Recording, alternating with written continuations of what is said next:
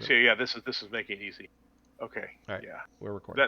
That explains. I couldn't. So it might, it's kind of a useful thing, in the fact that you can see what players are controlling what. Mm-hmm. But it's German edit. Actually, it's probably more useful only because then I can see who's had units assigned. The other way, I can't see who's assigned except by opening them. So I that's see. why. So it is probably more useful to do it the other way around. It's a little late in the game now. I'm not going to bother. Never mind. I'm not going to bother activate it or give command of a unit that you guys are never going to, because it is no longer on the table. And I would be very, very surprised if you brought it in. So, okay. This guy, that A, B, say. Okay, now you might want to drop down to the blue channel or red channel, whatever, and point out the stuff that you have Yeah, here, yeah. because there's a Yeah, couple hidden things yeah, that he's going to see yeah. circles now Right. So if you that want, you yeah, weren't seeing it. if you, Andy, if you want to go to the blue side, or yeah, blue side. So down under uh, tabletop, below the general voice channel, there's a red side and blue side ribbon. Uh-huh. If you go to blue side, just click on the word blue. There you go. There you go. Can you hear me? Can you hear me now? I can hear you now. Okay, we're talking privately, so they can't hear us. And I can you see the blue square I'm moving around on the screen? Oh, hold on. I've got the Discord Yeah, thing up. we're gonna roll Okay, 20 so back up. now I see a blue There square. you go. Okay. Okay, and you Oh, see by the way, am I German or British? No one's told me that yet. you are German. We are German. Okay. Okay. So they can't see this blue square and they can't hear me. So I can't hear us. So Okay. yeah. So this panther is obviously visible. Anything you can see on the map, they can see. So this panther is visible. There's another panther here where this circle is, but they can't, but Okay. they don't know it's there. That's part of one unit of two. So when we activate, we're about to activate our first unit because we have the first initiative, the first card. We can activate any unit we wish and then do something with every member of that unit. So if we activate the Panthers, we would be able to move or shoot these two tanks. The other units we have up here at the top, this infantry unit consists of basically these three second platoon units and its second platoon headquarters, and they're all in good order. Because there's, if you see over here, there's an X. That means it's pinned, and the only thing with a red X, like the British over here, the unit with a red X can only unpin when they activate the unit. The yellow dot indicates they're broken and need to be rallied by either self rally or rallied by a leader. Okay. Okay. So our other platoon is this one here. We've lost one of the squads in this platoon, so we have two squads, and the first platoon HQ is this yellow small dot where the box is, blue boxes. They haven't seen it yet. The Oh, comp, okay. I don't see a yellow dot by the blue box. do you I see a yellow dot on the board, but it was nowhere near the blue box at the time. Now, okay? now you have a blue box next to a yellow dot. There you go. So that yellow Okay. circle says first. It should say first platoon beneath it. If I assume it has some text, right? So, Yes, it does. yeah, Yes. that is the platoon headquarters for that platoon. But they can't see it because it's not on the board. It's just the dot is on the board. The company HQ is immediately above it. They've seen that before. So basically, once something is spotted, it becomes permanently spotted. We don't hide it again if it disappears from view. That would be too complicated. Likewise, you'll see that two of the half tracks for first platoon are both already visible. We've lost one of the half tracks for second platoon, the one that's burning there. Um, there is, thought we had another second platoon half track. Um, trying to find it.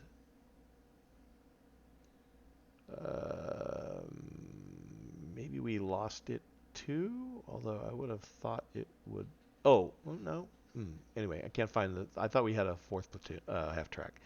Um, so the track and the road is obviously where the blue box. I've moved the blue box to. The track and the road is pinned or needs to be rallied. It's yellow dots on it. I think all vehicles have to self-rally. I don't think they can use leaders to rally, but infantry use leaders to rally. And then finally, our other unit. There's actually two units. There's the down here, where in the house on the south, the board, where I've now moved the blue box. We have a recon rifle team, and we have our company headquarters machine gun unit. All right, Okay. which is part of the company headquarters. So we split that up. Now all of our rifle teams, or squads, and our recon rifle squad in that building down there, they all have Panzerfausts. Oh, And, neato. and Okay. I can't remember the range of the Panzerfausts.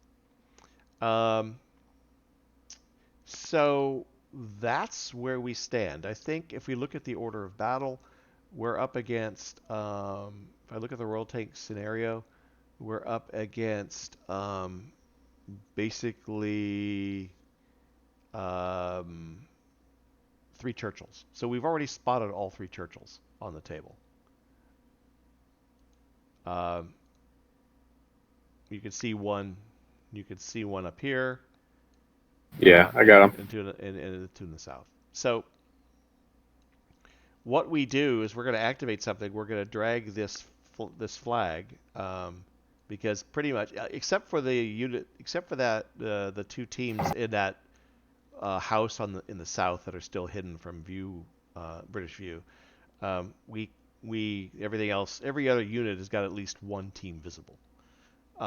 So I don't know if you'd like to command the Panthers or the infantry in the north. What, if you have a preference? I'm not sure what the infantry is going to do at this point. Well, They've right, pretty much shot up everything on the north. There's only like one squad active in there. right. There's really nothing left but Churchills to really shoot at. Correct. So one thing I thought about doing was to activate the Panthers as the first option, and again they can't see my blue square. But if you could now see where I've put the blue square, I've moved it near his anti-tank gun. Uh-huh. We could shoot the Panther across the orchard and knock out his anti-tank gun. Unfortunately, none of our Panthers can yet see the Churchills in the south because Yeah, it was kind of one of my questions. How do we do in line of sight here? I got no clue. It's like so you can look into one piece of terrain. So basically, if they enter now, op fire is very interesting in this game. When they move a unit, all three Churchills are part of one unit. So when they activate the Churchills, they have to move all three Churchills before they move on to either we move on to a unit or they move on to their next unit. So when they get a red activation card like they have with the 9 of diamonds, if they activate the Churchills, they'll commit and move all three Churchills before anything else happens and shoot, move, and all that. When they move a Churchill into our line of sight, we can op fire. If they move a second Churchill from the same unit into our line of sight, we can op fire with the same. We can op fire only once against the target, but we can op fire against multiple figures in the same unit. So we can pretty much op fire at anything. So one Panther could fire at all three Churchills if all three Churchills became visible to the one Panther. I believe, or so I recall the rule. So we can't see right now. Our tanks cannot see his tanks. Now we're covering why is it they can't see them? Because the tree line along the river on our bank of the river is blocking us. If they move across the stream and into the trees, we see them. Okay, so tanks can move across the stream. Yes. I didn't know that. Yes, they can ford across the stream. It's not incrossable, as far as I understand. We'll confirm that with Tom, but I'm pretty sure that the stream is fordable. Hey, that recon rifle squad, if they were to move into that tree line, do you think they'd get spotted? Well, that was going to be my question to Tom. Let me go get him real quick and ask him to join us. We can talk to him. Tom? Tom, Well, that is if you're gonna. Tom, That is if you're gonna take on Panther. You do. Tom, Yeah, I mean a Mark IV, you can beat a Mark. Tom, Mark IV. Can you come down and join us for a second? Yep, sure. Thanks. Take an ear off. Listen for the door. He's supposed to just leave it outside. Okay. So a couple questions came up. You can see our blue square. Yes. Okay. So when you move a hidden unit, Yep. Into a position of fire, it can't be outfired if it's hidden. But it might. When is it possible to be spotted? And not until it shoots. There's what's called auto spot. If you move in the open against something that's got line of sight to you, you're auto spot. Okay, but this. If you move in concealment. Right. So here's the question. Right. So where the blue square is. Yes. We have the rifle recon team. Yes. We could treat it like a tank hunter with its Panzerfausts. Yes, Rush it to the tree line at the stream, and Yep. and try and bag a Churchill, for example. Right, and the Churchill's turret it has a 180 frontage from the arrow. So the problem is the turret is pointing down the stream, but because it's a superior turret, it can swing 180 degrees, either 90 degrees to either side of whatever angle it's facing. The problem is, as soon as we move into the tree line, he can see us because we'll be too close. He can spot it because you're going to be you're moving in concealment and you are hidden. So right. no, it doesn't auto spot you. Right, because the movement through the open is out of his line of sight because we're on this side of the tree. Correct, because he made adamantly sure that he couldn't see. So once you move into that, you can move right up to it and he can't see you. Okay. Because you're moving in concealment. Right. And our movement for infantry was 12 inches. So there's a circle, a black dashed circle in the upper right corner of the map. Andy, you see it just off the edge of the top of the map, depending on how zoomed in you are. That's basically a 12-inch circle. So when you move, basically infantry can move anywhere. And it's within 12 basically inches. Anywhere, any path you want to take, but it's terrain crossings, and infantry can take too. So if you had wanted to, let me just say this: you could come out of the back of the barn, circle behind the barn, run across that gap right there, cross the stream because that's not the stream has no effect other than breaking up line of sight, right? And then you could motor your way right up to the flank of the Churchill and shoot him. So you could put him here and hit the Churchill in the field. If you wish, in the flank, or either Churchill in the flank. Right. One's fast moving, he's a little hard to get. Right. And the Panzerfaust has unlimited shots, right? And there's not like one shot. It's not a one shot. Random. It's random whether you get another shot. Okay. And a team, it's more likely to run out of ammo than not. And what's the range of a Panzerfaust? What's the effective range, shall I say? The basic range is 3 inches. And then its real range is 4 inches because you get a D3. So the range is 3 inches plus 1 D3. So 4 to 6 inches. Oh yeah, we're you're within 3 inches of both tanks. It's not even a question. Okay. So what's the effectiveness of a Panzerfaust against a Churchill in this game? Horrific. Okay.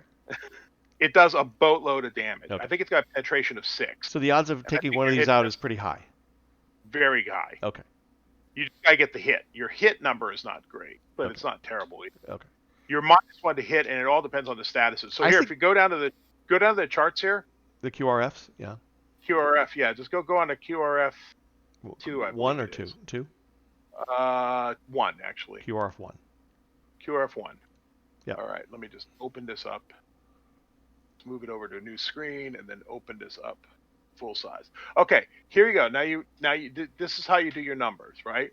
Target has a no move or slow move marker in open, right? So that's not true in either scenario there. Target has a no move or slow move in cover. So that's the scenario, the one in the tree line. In the tree line. The other one is target has a fast move marker in open. Was he right? Did he have a fast move? The one in the field. Yeah, that's what the dust cloud. That's what that dust cloud is. Right. So the one with no dust clouds is stationary. Right. The one with 2 dust clouds is moving fast. Right. Okay. So shooter is infantry team or a weapon with a slow move. So you need a 5+ to hit. Okay. Okay. Now, if you roll a 3 on your D3, right?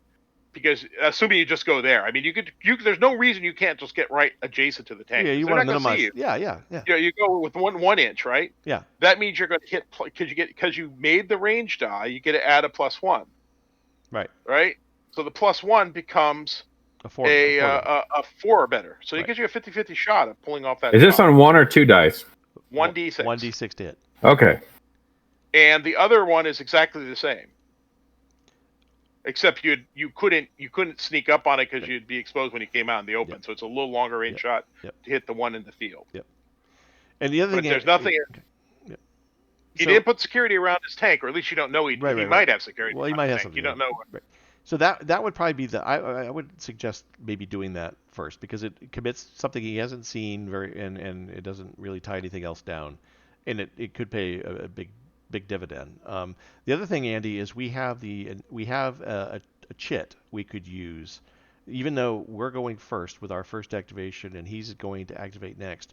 At any time, once in the game, we can play this chit, which will basically give us the next initiative. So we could move twice. I mean, not with the same unit, but we could activate a Even second. you can even do it with the same unit. Could we activate the? I didn't know you could activate the same unit twice. Yes, Or with a chip. Oh, I thought you. A I chip thought. breaks- But wait, a when you chip put is a a flag trump, on it, when you right? put a flag on a unit, when you Yep. put a flag on a unit to activate it, isn't the unit That done? it's done for the turn. Right. Except if you play a chip, you break that rule. A chip is a trump. Oh, A okay. chip can allow Then you we to got to do move this. twice. Then we got to do this.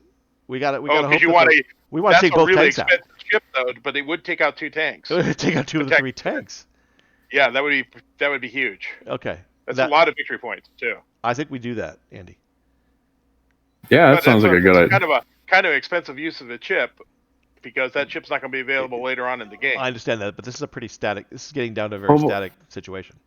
Yeah, but say, well, here's the deal. Okay, so we do their move over there, and then we find out if he has security. If he doesn't have security, it's also then a we use refund. Right. then we use the chit, Right. and we take out 2 And tanks also, potentially. you might be out of ammo too, and then you say you don't have to worry about the chip. Right. And we wouldn't find that out though. Well, we find that out with the first shot. We wouldn't have to Yep, commit you find it out when you shoot.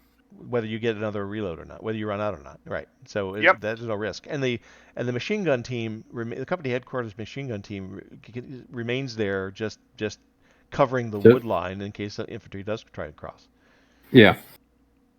Yeah, I say that sounds like a plan. Okay, let's go back and implement. Okay, I'll swap back here. Minimize this screen a little. Sorry, Dan. Didn't mean to take so long. Sorry about that. Okay.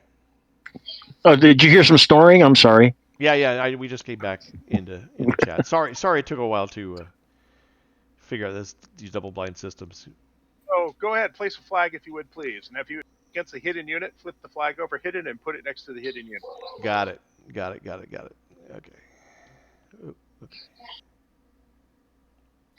You explain to hide units and unhide units.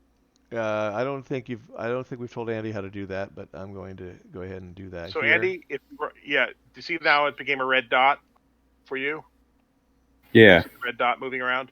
Now, if you right-click on the red dot, it says multi-sided, and then it says choose side, and there's a slider, and it'll make it visible or invisible by hitting the slider. Right.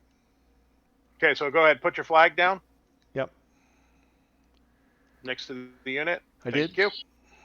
Okay, the unit has been selected. Yep. All right, now activate your first element of this unit. Okay. Now, Andy, an element is. Should I just call you Boz so I don't have to have 2 Andys here? Yeah, just call me Blas. Okay. That Boz, works. what he's going to do is you have in a unit, so like in an infantry platoon, you have the leader and like 3 squads nominally. So you have to activate an element of a unit, and you have to take it all the way through its actions. And it can move. It can, if it's a leader or reconnaissance, it can spot, it can fire, and it can rally. So you can do them in any order you want. So if you're broken at the start of the turn, you can rally to try to get the guy functional at the start of the turn. If he's runs up, gets shot up, runs away, falls back to his leader, he can rally at the end of his turn. So it's just sort of you can use those 3 actions any way you want. So, okay, go ahead and make your move, please. Or do a shot, or do you want to do a spot, or do you want to do anything? No. We're gonna do this. We're gonna come down here. Okay, move it so I can see it, please. Now, is there any chance he gets spotted? No, I had already looked at this. No, you have not. So Okay. I'm placing it within. Yep. Yeah, I know what you're doing. Just roll it right up. Okay. Say hello. So he's within an inch. Yep. Okay. Okay. So he's spotted. So He's not spotted because he's moving in concealment and he's hidden. well, I'm about to shoot. But you said he comes within 3 inches. He's seen. After the end of movement, after the end of the fire phase, anything within 3 inches is automatically spotted because you just auto spot. But I'm you're about to shoot. So that's tank anyhow, so it doesn't matter. But I'm about to shoot, so I can reveal him, right? Yeah, so flip him over anyhow. He's shooting. Yeah.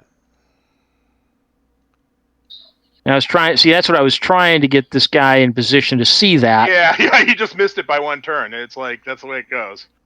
So you see, this infantry squad has snuck his way through the woods.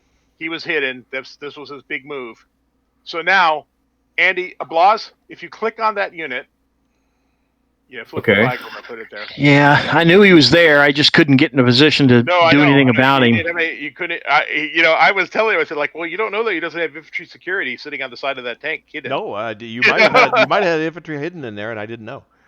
Yep. So because he doesn't know where one of your platoons is still.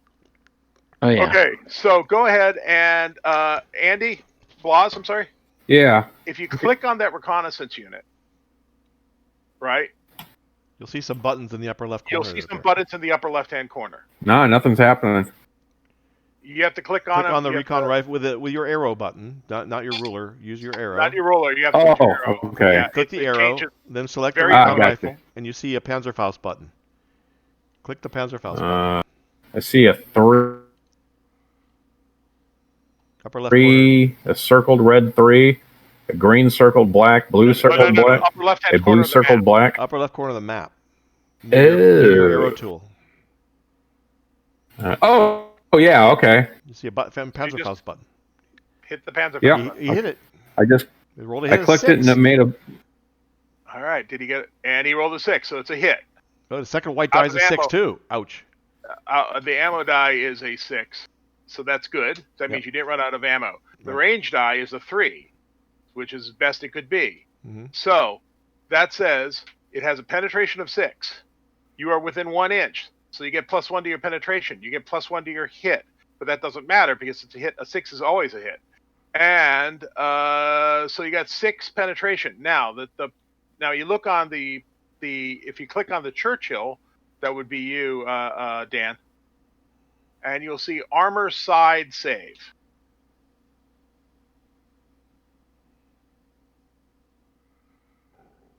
And you click on it, okay, and it's a critical hit because he rolled a 6. So not only did he put it into your hatch. Critical hit save 1s and 2s are 0, so it's a 0 and a 5 and a 4 and a 4. So that's not 7, so you die. So your tank blows up. Not terribly surprising in that scenario, but that's what happens. So I'm going to copy this. I'm going to move this down to the GM layer so it's out of play. Copy, and I'm going to paste this. Did that? Oh, I'm at the paste. There we go. And I'm going to move this down to the GM layer. And so there's a burning Churchill. So that was that unit's actions. Now it can, it doesn't have to rally. It can try to spot if you want. I don't know where. Do you want to try to? Well, you're in the woods, so you automatically see everything right around you. Do you see anything there that you want? You don't see anything immediately around you. You mean our Raycon team? Yeah. Doesn't see anything. Okay. Is it going to cost me anything to spot? Nope. It's just an action you can do. Well, I bet. Could I use that action to do something else? Nope. No. We'd have to play our chit to grab the initiative. Okay, so that's a different turn. Literally, there's nothing left for me to do a spot, and I can't do anything else. And you don't have to rally because you're in good order. Right. Okay. Oh, now roll 1d6. Okay, so roll 1d6. If you go on the little, you can hit morale. That works. Click You're on just rolling the one click on the d6. recon rifle team, and then hit the morale button at the upper left corner. In the upper left. The rally. Oh, it says morale. fire, Panzerfaust, rally check, and spot. Rally check. Okay. 3. No. Okay. If you had rolled a 6, you would have got a glory chip, which would give you another token, an automatic free token. Anytime you kill an AFE or a vehicle, you get a chance for a token. Okay. So that is that unit's. That is all. The recon team consisted of a jeep and that team. Yeah. And the team is moved, and if the jeep's going to move, the jeep's going to do its thing. I think the jeep And was pulled that off. would be. Yeah, they did. It was never on. The jeep was never on. So the Jeep isn't part of it. So the team, or that flag, consisted of a single element, which was the team, who did his thing, shot up the tank. Yep. And did I move? I moved that down to the map layer, right? Yeah, I thought you were going to put a wreck on there and put some smoke or something. I did. Did I move to the wrong layer? It disappeared. You went. I think you put it. Maybe you put I it think in I the put GM it in layer. GM layer. I think you said Yeah, GM layer. You meant the map Sorry layer. about that. Yep, my bad. There you go. Yep. Layer, map layer. There, it's back now. There you go. That way you just can't touch it. It doesn't have any effect in the. You don't have to accidentally drag it. Okay, so that's your flag. Now, Okay. so now the British have a flag up. I got to change theirs. Hold Well, on Mr. Buffard, do we want to? We definitely want wait, to. you got to first. You have to see what the British do. The British get a flag. The British get another flag. The Germans then get a flag. So the British get 2 flags. So Dan, you have to place your flags. Choose 2 units to activate. This before we get to play our chit? Or can we play our chit? You can play your chit too, but you still have to designate your flags first. After flag designation, you can play your chits. Oh, okay. So do we play a chit? Do we play a flag now too, or are we waiting for the British flag? Here? Is this? Oh, this is Dan. Talking right now. Yes. It's Andy. What can happen is if you both want to play a chip, you're going to dice off. The winner's chip goes off. The loser keeps his chip and takes it back to his hand, and then the next flag he can play a chip again. Oh, I didn't know. But you can only play one chip before any flag. I didn't know the British. So the first thing the British have to do is place 2 flags. They have to place flag 1 and 2, and decide which 2 units you're going to activate right now. And you can counter this with a chip. So that's not necessarily Okay. This is just your nominal action is what you're going to do with your flag. Are the British holding a chip? But the chip doesn't place until after. You don't know if we have one or not. Oh, okay. Because chips go before or between flags. Before flags, quite technically, so it's before each flag.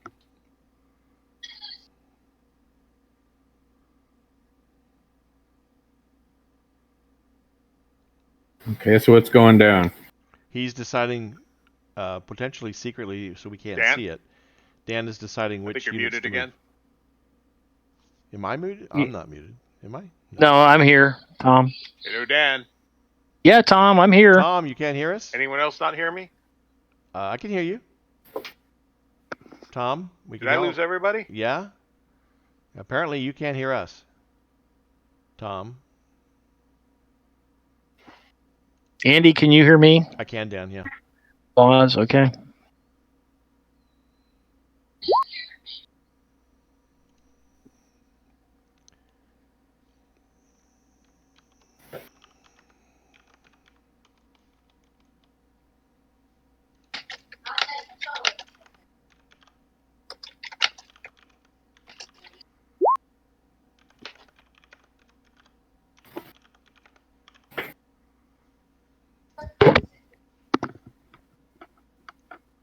Okay, test. Anyone hear it? I hear you. Can you hear me? I'm not seeing any sign of you guys talking. We can hear. All right, hold on a second. I'm going to disconnect and come back in. Okay, this is the Blas. Yeah, we can hear you too. He just lost his ability to hear us. Tom, can you hear us now? I can hear you now. Okay, good. Got really quiet. Yeah, com check. No, I was going to ask you when can you said so we can't play we couldn't play a chit for ourselves until after Dan places 2 flags. Dan has to place his 2 flags first. Okay. So Dan, put down your flags, please.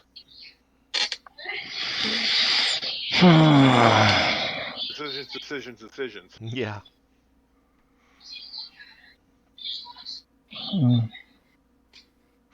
Gentlemen, my children are going to be returning from their 2 or 3 week or 1 week away, so I may have to take a break when they arrive to greet them. So if that's the Okay. case, hopefully Blas can carry on for me. Okay. I got to hit the stack at a reasonable hour tonight. I have like potential job stuff happening. Cool. Yeah, I got. Like our plant's being shut down, and I'm working on getting the transfer to another plant. So it's like, yeah. Okay. Either that or I'm out in the job market. I think 10 o'clock. Great time to be out. Maybe 10 o'clock will be our 10 o'clock Central Time will be our limit. Okay. Sounds good. Okay, you guys. That's flag 1. Do you want to place your flag 2, please?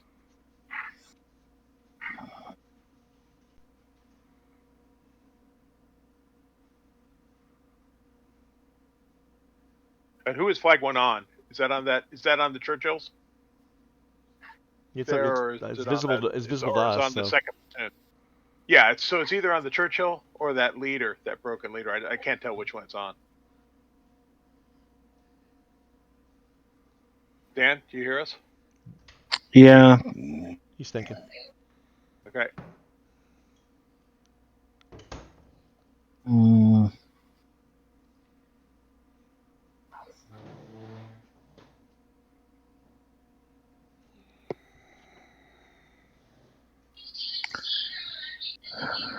Might try to pop that Panther. You're gonna get 2 shots at him. You might get lucky. Really? He's got line of sight from that Churchill? I didn't No. think he had. No. No, it's a 6-pounder. Oh, from his anti-tank gun. Yeah, he's in arc. He can just pop that anti-tank Oh, okay. and pump 2 rounds into that Panther. Now, whether they're going to beat the front armor of a Panther is a whole totally different kettle of fish. But better than getting blown up without not getting an option to do anything. Does So the bocage give it concealment or cover? you're in cover. Hard hull down or whatever. Tanks only get cover. That's all they get. Yeah. All right. Yeah, we argued about that. Okay, so what is that number 1 on? Is it on the Churchill or is it on the squad? Yeah. It's on the Churchill. Okay, for simplicity's sake, I'm going to move it down to the Churchill commander. That's the commander down there. Oh. The commanders and everyone else are not that different in tanks. The big thing is commanders can spot, but it's risky in a tank to unbutton and spot. So, okay.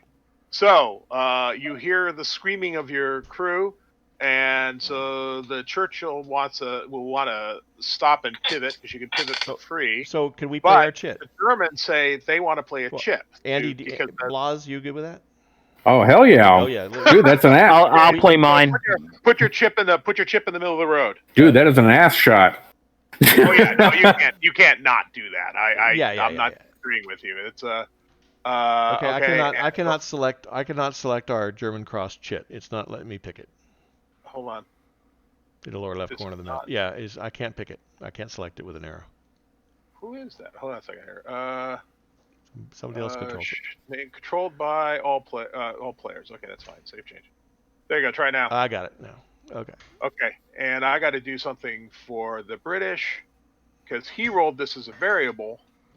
He got the 1 use initiative as a scenario variable. So I drop it down token layer for him. And there he goes. So he's putting it on the road. So put yours both on the road. All right, mano a mano. Competitive die roll. What do you want, a morale roll? 1d6? 1d6. High die roll wins. Go ahead, Andy. Go ahead, Blas. Go ahead and select that recon team and hit the morale roll. Okay, so hit rally. Of course check. not. Well, you don't know. He can still roll a 1. Oh, he got a 3. He got a 2. Andy rolled a... Oh, no, it was that 3. That was Andy's... No, Andy hasn't rolled yet. Oh, Andy hasn't. I haven't clicked on anything. Go okay. ahead. Yeah. Okay, so it's rally check. Yeah. Okay. Oh! Damn it. What did I say? I said he could roll a 1, and guess what? He rolled a 1. Okay, so that goes back to you. You don't lose it, but you can't use it this flag. Let me ask you this: can we try and use it Does he burn his flag? He burns his chip. Yeah, it's gone. Can we It's dead. use? Can we? So he's gonna get to activate his flag 1. Can we? Play No, he that? can No. activate anything. No, actually, I activate anything. Anything. Oh. 2 activations. So I activate the Churchill right now. He's going to get 3. So he's going to get technically he's going to get 3 activations. He can activate anything he wants right now, instantaneously, and it doesn't count as a flag. So that Churchill's going to get 2 activations Can we not interrupt? When can we next try and use our chip? on flag 2. Okay, so he's gonna get something free right now that he hasn't Yep. activated. And then I'm going to get flag 1. 1. Can't Because we, then flag 1 is so we can't interrupt flag 1. We can't interrupt flag 1. We have no, to. because you tried to interrupt flag 1 I and you see. failed. So we can interrupt the jack. Basically, we can interrupt the jack, flag 2. Yes. Okay. Okay, so now the way to do this, Dan, stop the tank. So just let's move the smoke off the tank. Here, hold on. Let's. Can we drop down to the? Sure. Well, we tried, Buzz. No, that was the right play. That Yeah. was smoke and play if you had pulled it off. Yep. If I hadn't rolled a 1, Down to blue. Yep. Oh well, it happens. worked on anything but a 1, so of course that's what it's got to roll. Yeah, I don't know if we would have to reroll. Did he say we broke ties on 2s? If we'd roll a 2, I don't know. If we have to re-roll it or if we win the tie, I don't know. Well, we tried. How are you guys doing? Everybody healthy? Staying well? Oh yeah. Good. I'm just hoping to get a transfer job. Yeah. Good luck with it. Why are they closing the factory? It's oil field drilling, dude, and there's just not that much business. I got you. Where's the closest alternative place? It's about 15 minutes away. Part of our work is getting shifted over there, so that is part of the allure of me is that they don't know what the hell they're doing, and supposedly I do. Okay. So the odds are good. It sounds. The odds are good. Yeah. Good. So you and Glenn and Neil, you guys have been face to face playing gaming. It looks like. A little bit, yeah. We did once at Neil's place, then once at Glenn's old house where John is now living. Right. They're all. That was everybody there's healthy. Everybody's. Yep. No problem. Good. Scary time.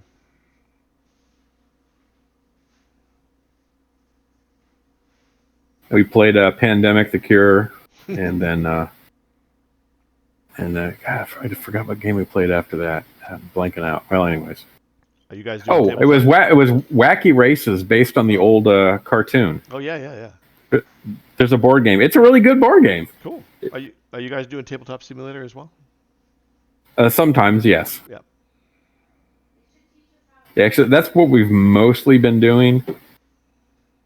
We went ahead and bought the 4-pack of that. So the next time you guys are on Tabletop Simulator, if you're looking for more players, we'd be happy to learn how to play because we haven't used it. Oh, okay. That would be great. Sure.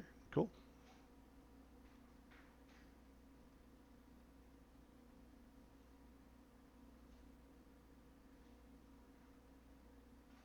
So what's happening?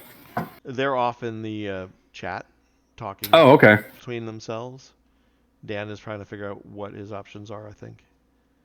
Damn it. Anything but a 1 and we would have had another shot at that damn Churchill. And I would have come out of the wood and got 1 inch right behind his butt and guaranteed a kill if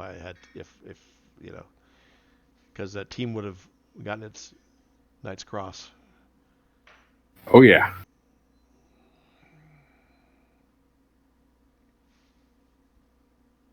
But now we've given him something he has to deal with.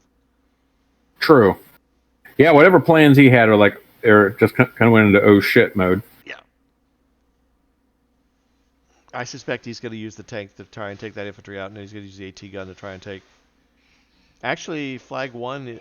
There she is! Andy, I'll be right back. Okay. Mic off.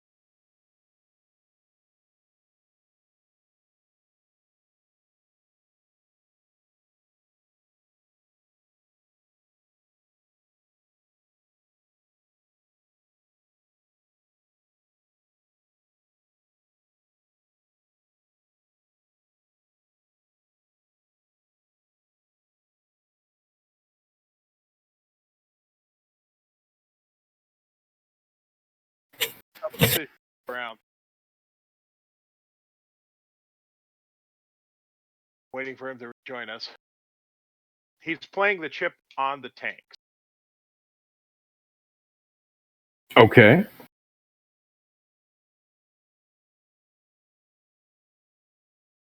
Okay, Yeah, fine. trying. So he pivots and he stops. So he takes. He stops and he pivots. So that means that's not considered movement. So you can't op fire it. So all he does is just pivots in place. Then he turns his turret over and gives you 75 millimeters of love. Yeah, I can't rotate the turret. It doesn't matter. The turret doesn't rotate. It's just a fixed No. image. I use this arrow when it really matters, just because that dictates which. All right. So I'm gonna just fire. Yep, just hit the fire button and then look at the infantry line. Okay, versus infantry. You did you rolled a 1, so that's Sweet. not good. Your range dice, you get your range dice. So that means you get +1 to hit. So the third white die becomes a 4. The fourth white die becomes a 5. Target is infantry. And the second red die is a 6. Yeah. So the red die hit automatically. The 4 becomes a 5, but you needed a 5. That's a hit. Mic So you on. got 2 hits on that infantry stand. Sorry, what did I miss? So okay. So Yeah, where's the miss come in? Or what happened? well, the 1 right there at the first die is the ammo die. He rolled a 1, so that's a miss. Then you check the ammo number, but it's not a 1 or a 2, so he didn't run out of ammo. The 3, because he got the range dice. You see the range dice is 8 and 18, right? Are you seeing this You in the are chat? obvious- You're looking in the chat window. Over in the chat chat window. Okay. And Yeah. Okay, Okay, I did. you see the chat window there? Yeah. Okay, so let's run the numbers here. The top section is versus armor. That's how you do armor hits. The bottom section is how you do infantry hits. So it says versus infantry. So Okay. he throws 3 white dice, which represents a 75, and then 2 red dice, which represent his machine guns, his coaxial and his bow gun. So the first white die is red. You see it's got a red box around it. That means he's going to run out of ammo. But you check the ammo roll to see if he actually does, and he didn't. So he's fine. The 3 becomes a 4 because he got the range dice, because that gets a +1 to his to hit.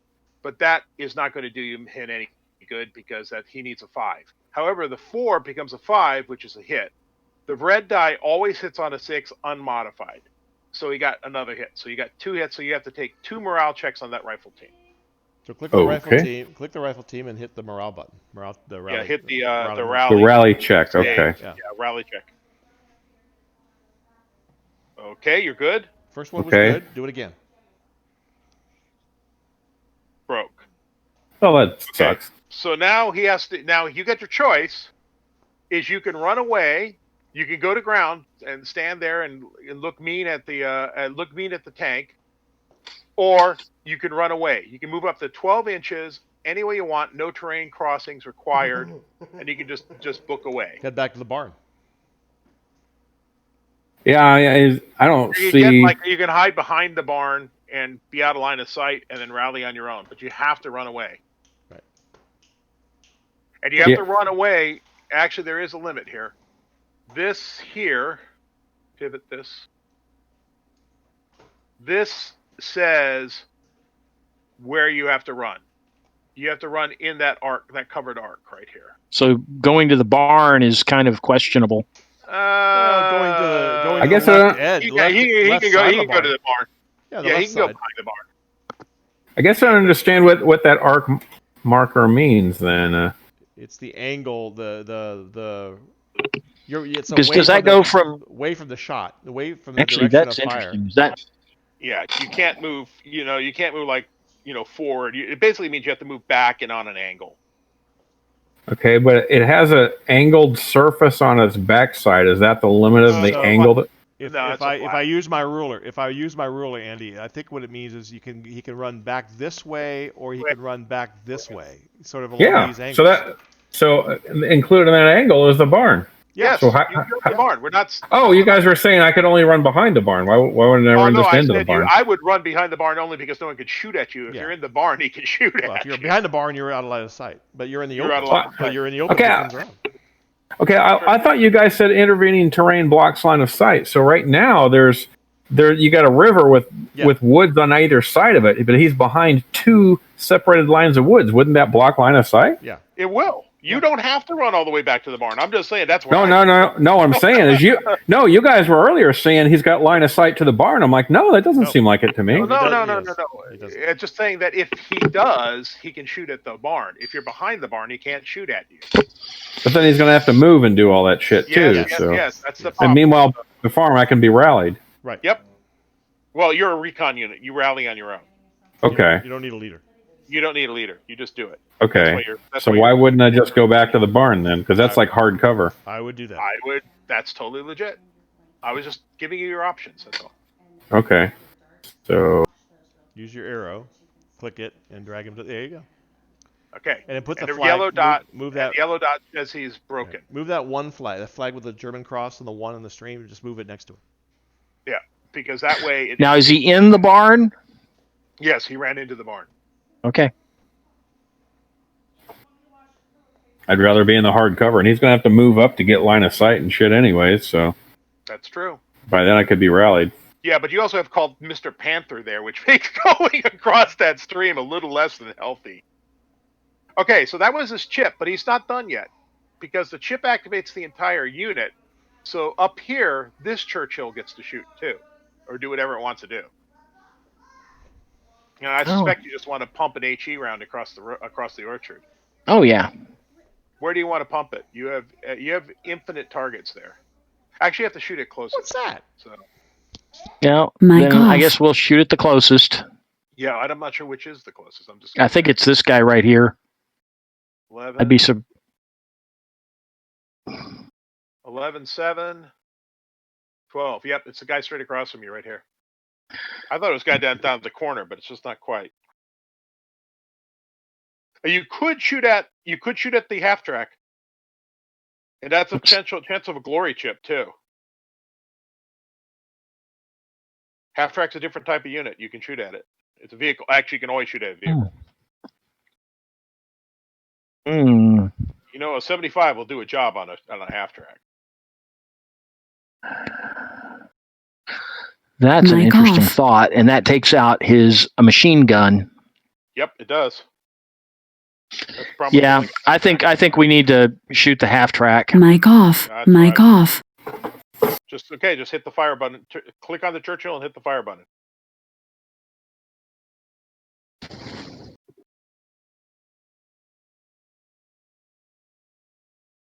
And you're going to get 2 bites at the apple, too, because you're going to get fire again next turn if you miss. What a... Have you hit the die? I haven't seen you roll yet. Yeah. Rolled a 1. Oh, yeah. Well, that's a miss. So we don't even have to worry about that. Okay, so you missed. Absolutely and that's incredible. Stop your whining. You blew away that score. No. I'm not. I'm just saying it's just... Okay, well, anyhow, now it's your flag. Yeah. Now you get it. Now that Churchill up north is probably easy resolve. I'll just take your second shot. Try again. Yep. The one to the south. I'm not sure what you do. Little help. You probably wanted to stop this guy. Hold on a second here. Oh, he stopped. Yeah, he stopped. Yeah, I know. I just.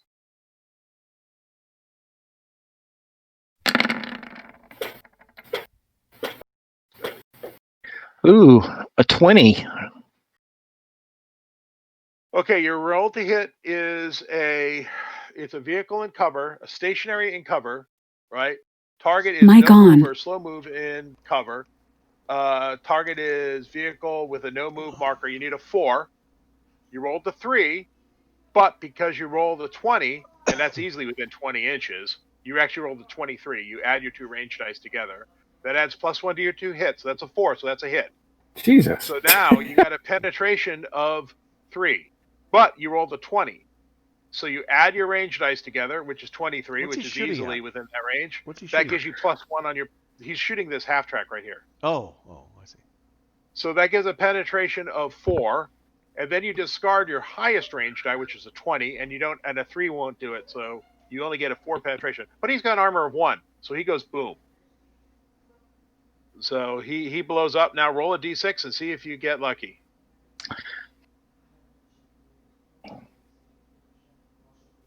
Nope. Not even close. Yeah, flip that dice exactly over. Yeah. Well, look, you won the chip. So. No. I'm just saying. The 6 is on the other side. Yeah. Well, that's true. Layer down to map layer. Okay. So blown up half track. The Churchill. Now your second Churchill. What do you want to do with him? The one that just chased off the infantry.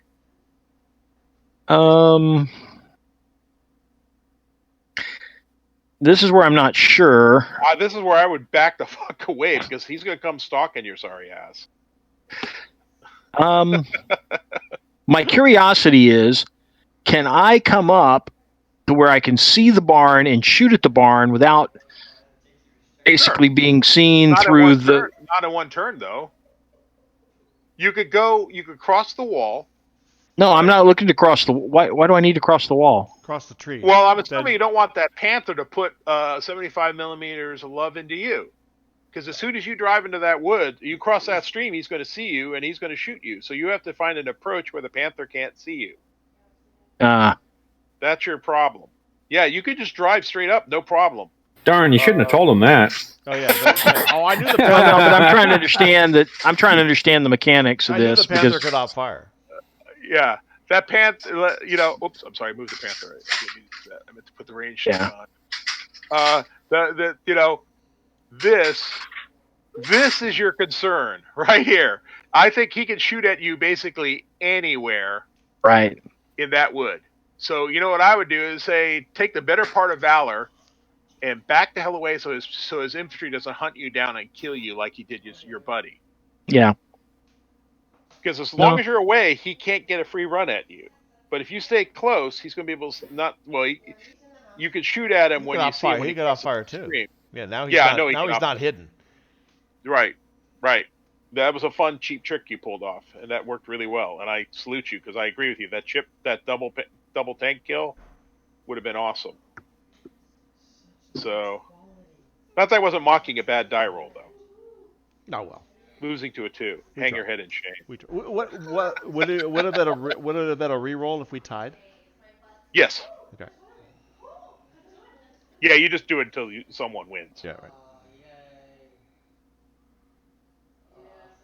Okay, I'm going to take the tank card. So you can go up to 12 inches if you want to, because you can move fast. Yeah, you could drive into that field where that blue dot is. Up that way. Yeah, that's what I'm actually looking at. That's not actually a bad play. Yes, we did. I don't know who said that. Actually, I could undercut that.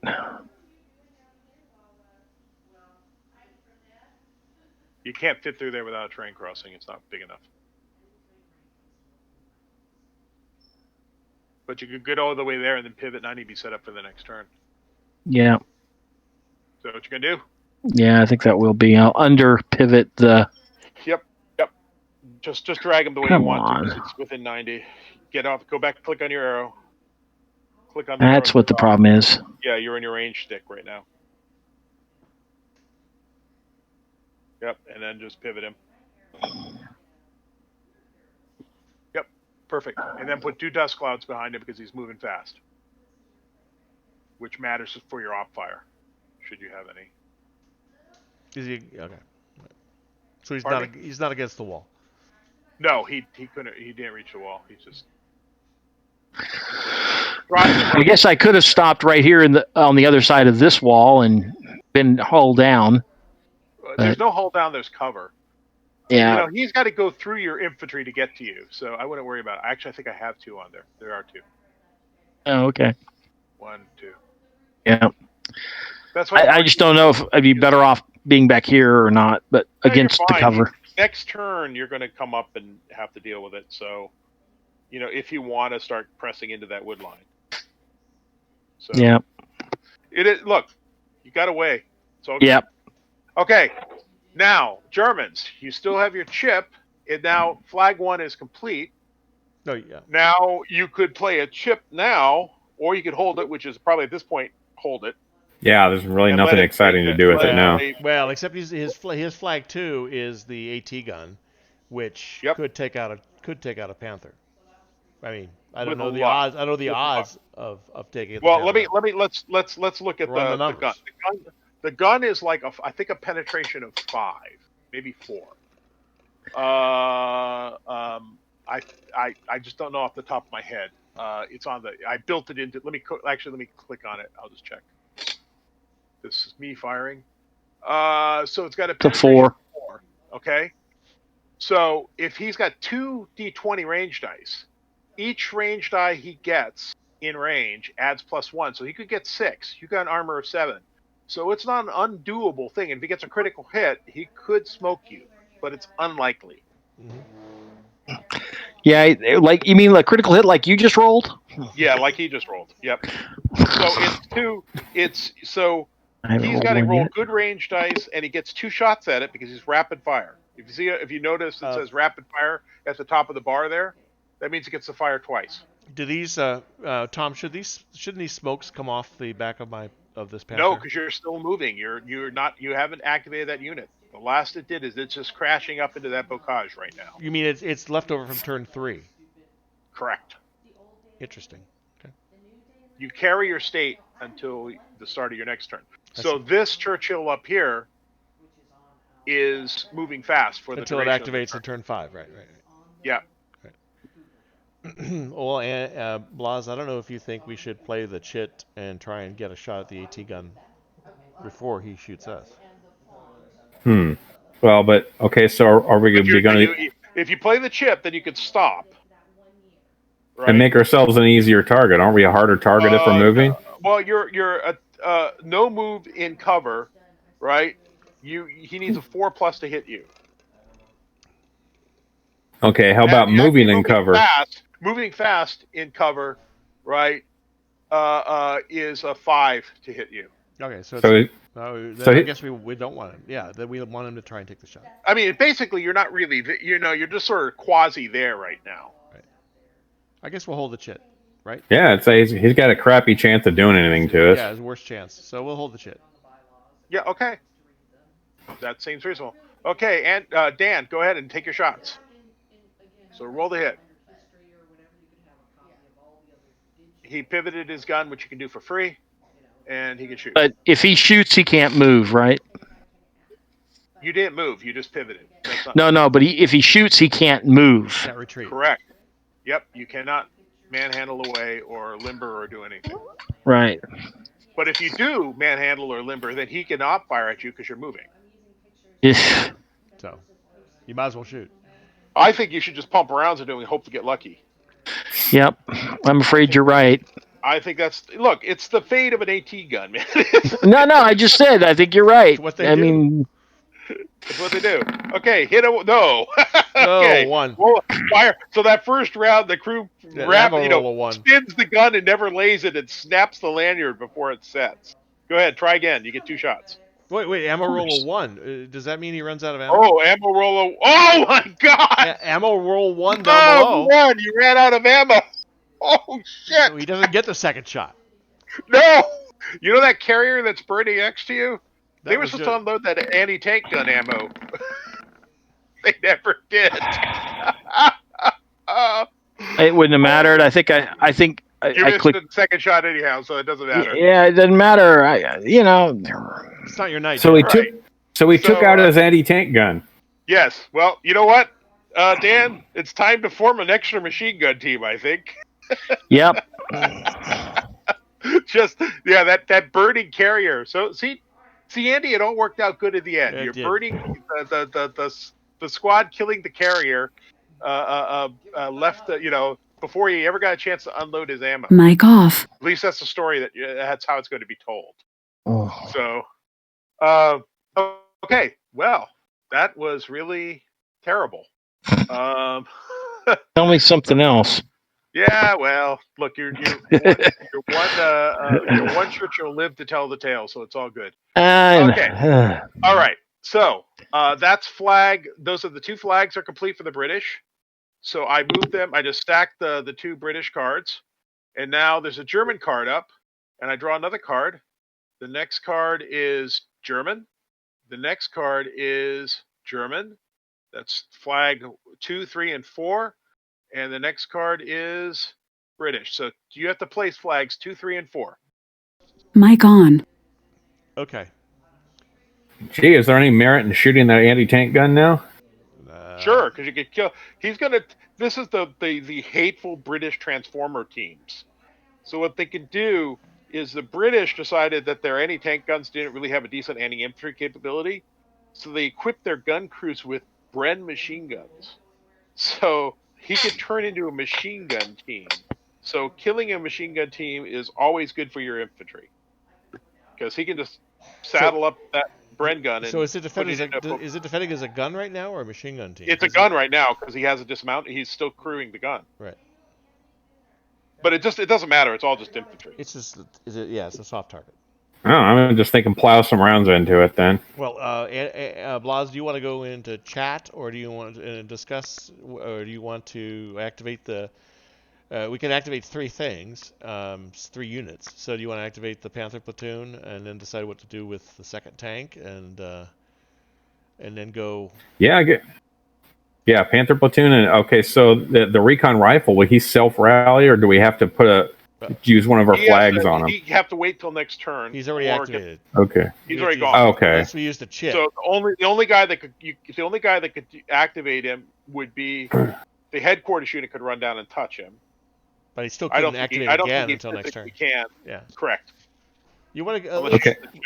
Andy, let's. I mean, it's like a 4-man team of guys with a Panzerfaust. They're not really potent. Right. So Blas, you got some hitter squads. Blas, let's go down and chat real quick. Okay, is it red side red or blue side? Red side. Red side. Either side. Wherever you go. Okay. Okay. Okay, so again, they can't see the blue square you and I drag around. So the blue square here, one thought I've had is his tanks have surrendered this flank. So, yeah. So it makes sense to take the Panther, or at least this Panther. These tanks don't have to stay in cohesion of any kind. They don't have to. Okay.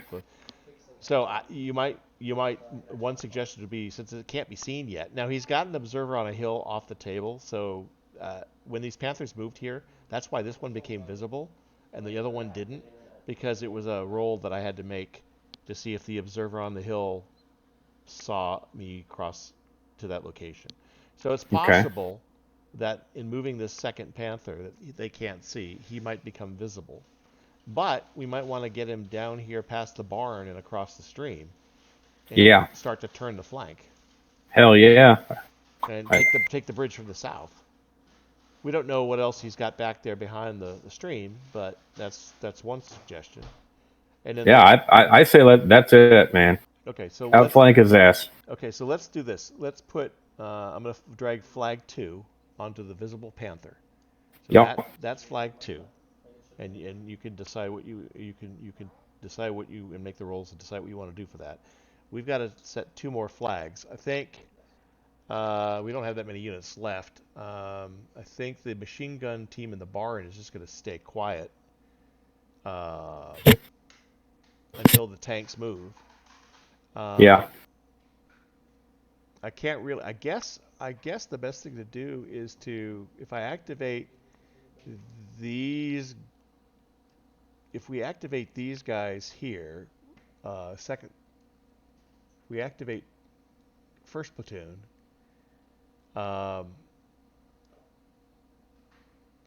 We can move up to. We can take these 2 squads of first platoon and fire and try and further damage the infantry straight across. We could also try and rally the 1 track.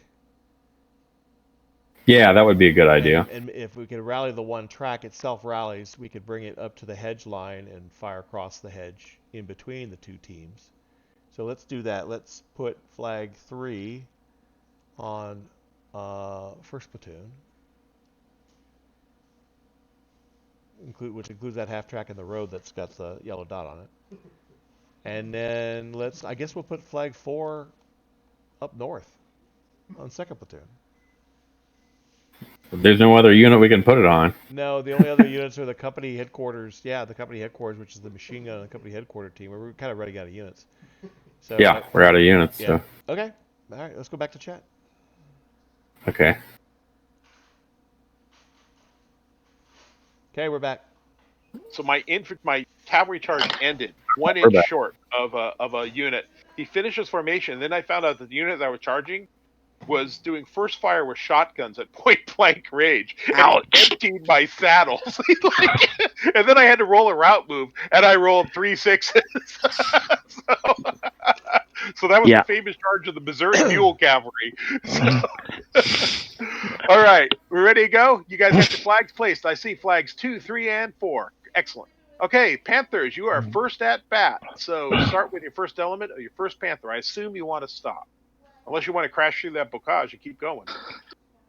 I don't see any benefit in that. I say stop and unload on that. What is now a machine gun, I guess. Well, Well, not it's nothing yet. right It's now. an AT gun at the moment, but let's It's take. It's a guy scrambling around looking for their rounds. Yeah, So you you're pull firing infantry either way. So yeah, take Okay, your so 2 shots. So the against- first thing you do when with a vehicle is you designate its movement status, which in this case is stop. So you come to a halt. At the hedge. Now you're considered halt. You're stopped for the whole turn. Yummy. For the rest of the turn, unless you get to play a chip on it. Okay, so go ahead and do your fire action. Okay. You only have one target you can see, which is the AT gun. So just click on it and click on the tank. He did. You did? Okay, so your first ammo roll is a 1. Your ammo is a 6, so you didn't run out of ammo. That's good. Target is infantry in cover. So target is infantry in cover, which is a 5. So you need a 5 on your white dice. You got a 1, that's a miss. A 3, that's a miss. A 3, that's a miss. And you did get your range. Wow, what crappy range dice you had. Those are D20s, dude. Yeah, he rolled Normal 8 and people 6. Maybe you should start rolling for me. Roll that on one I think you D20. need to take a second shot. No, not this. That's an anti-tank gun. Oh, you You're a can't tank. take 2 shots. No, Oh. he had like what said quick rapid fire. Oh, I see. You only get 1 shot, and you missed with everything. So total miss. Swing and a miss with that tank. All right. So Okay, now- what about our friend the second tank? Yeah, Are you going to reveal him or keep him hidden and fun? Well, you got an observer. They've got an off-the-table observer. So if he moves in. No, that only applied to the fields beyond. Oh, okay. Entering the table. So as long as you stay out of line of sight of anything we see, then you don't have to reveal that yellow circle, orange circle, Andy or Blas. You can just move it to within 24. Well, you can't. You only cross 1 terrain feature. Okay. So vehicles. Right now, you can make up to a 90-degree turn. Okay. When the tank starts moving, and then Okay. a second 90-degree. Now, I'm going to tell you something here. That orchard is open ground for a vehicle. Right. Infantry can sneak around behind trees. A Panther is not going to sneak around behind trees. Yeah, So if you move in line of sight of that anti-tank gun is going to see you. If you can find a path where he won't get line of sight on you, then you can do it. And can he see you through? might have a path. Can he see through any length of? Can he see Yes. through any length of that? Is that a one continuous actually tree line it all the is way along the river? well. It's yeah, but it's actually the problem is the burning vehicle. Yeah. Restricts his line of sight. So His there- arc. there I'm going to is give an a- arc here. Hold on a second. I'm going to show others. I didn't mean to grab his view. All right, let me I failed to click on the thing I needed to do. So this is basically what he can see. He can see everything. He can see everything in here. Wow. So basically, trying to sneak around isn't going to work until he's dead.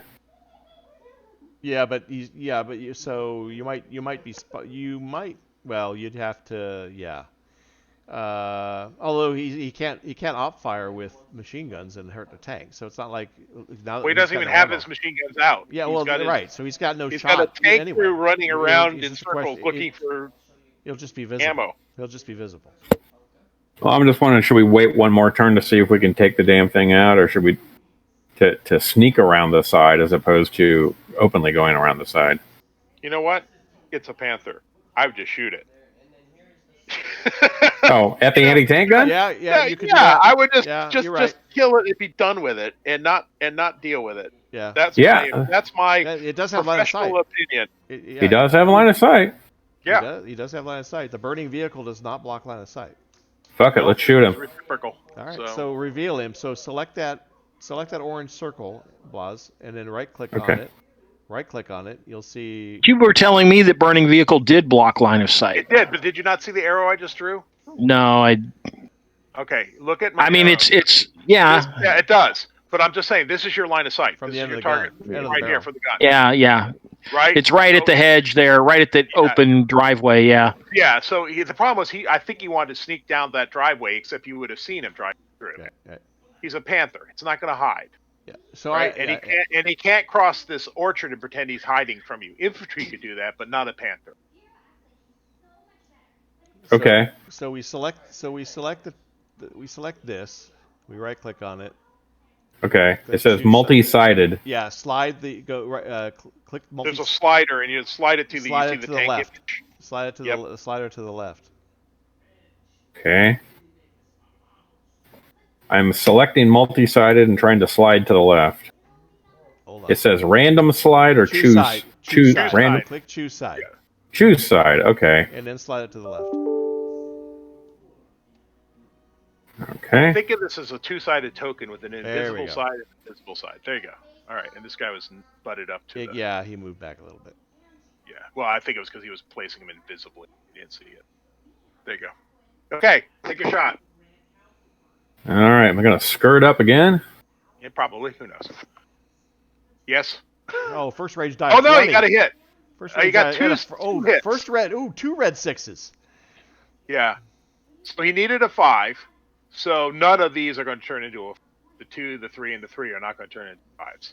WTF, Red, your man. machine guns hit though. So the tank crew, the anti-tank gun crew takes 2 morale checks.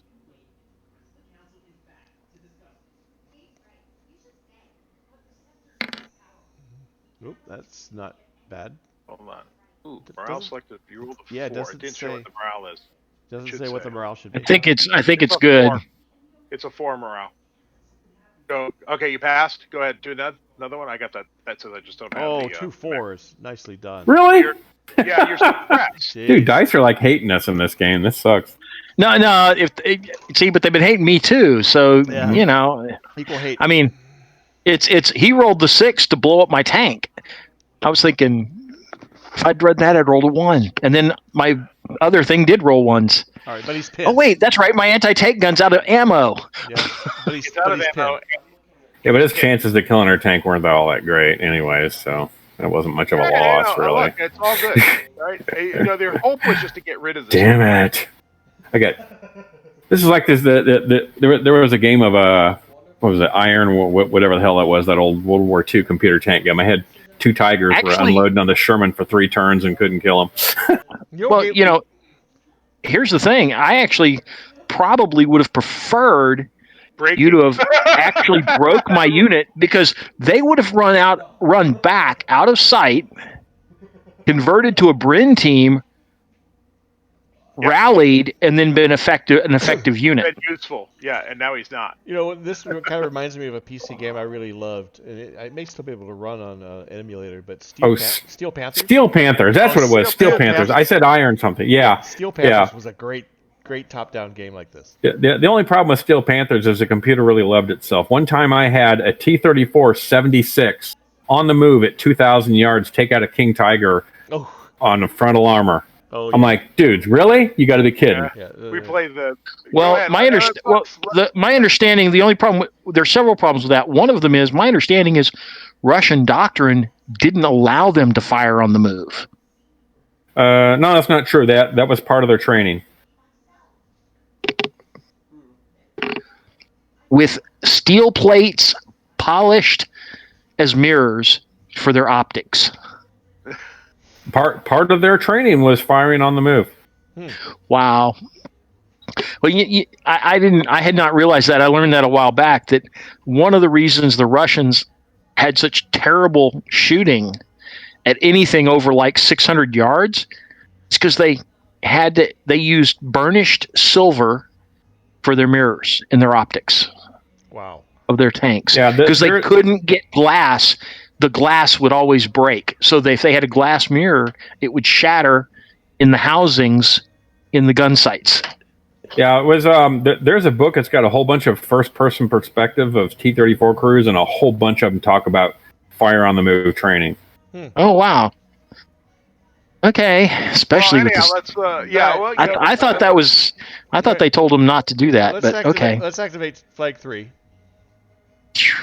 I think Flag 2's done, so let's activate Flag 3. So we're going to start by trying to rally the half track, the last surviving half track of First Platoon. All right. So I'm going to select that half track, which I just did, and we'll do a rally. Yeah, maybe. You better do the dice rolling here. Oh, Apparently, I got a 5. There we go. There we go. Now, maybe we should just have you do all the dice rolling. There you go. Wait, no, hold what? He did it. He rolled it. Yay! Hey, okay. So that this half track First Platoon is good to go. Yay! So we're gonna move the half track up. We're gonna drive up and replace your burning buddy. We're just gonna move up to the hedgerow here. Well, doesn't that make him a target for the? That does make him a target to the. Dude, why do that? He's just gonna die. Well, all right. Yeah. Make him shoot at the stupid anti-tank gun or something. Okay, yeah. Well, let's do that. Let's drive up to that. You could drive there, yes. Okay, let's drive now to that hedgerow.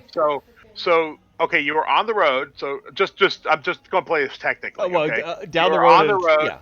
Yeah. You can turn for free because you started on the road. Right. So no problem. I'm just being technical. Just for practice. It's a pintle So mounted there you go. machine gun, right? Doesn't And have to you face got forward. and your speed is slow because you only had to move 6 inches. Right. Okay. So that allows you to shoot. So you can shoot your machine gun at his his AT gun. Yep. All right. Fire. Just hit fire off the thing. I did.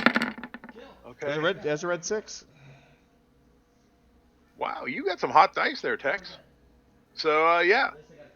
By the way, my dad grew up in Texas and was known as Tech. I'm not kidding you. And he lived in New York City almost all his life. So okay, so that is one morale check on your suppressed AT crew who's still trying to figure out where those 57 rounds are. Oh, that's gonna. Oh, that's bad. That's gonna break. Okay. So we got a gun crew marker here. Which we're if you break them twice, they break them twice, they die, just like squad leader. Okay. So he's gonna break and run, and so if you break a pinned, the X is a pin, right? Not a break. No, that's a pin. Yeah, it's so if you break a suppress or you break a break, he runs. You break a break. Okay.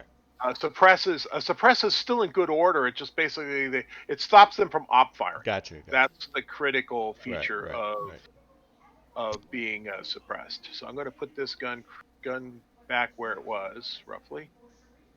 Okay. So why? Because it doesn't function. It's not going to contribute to the game. There. Well, you don't know.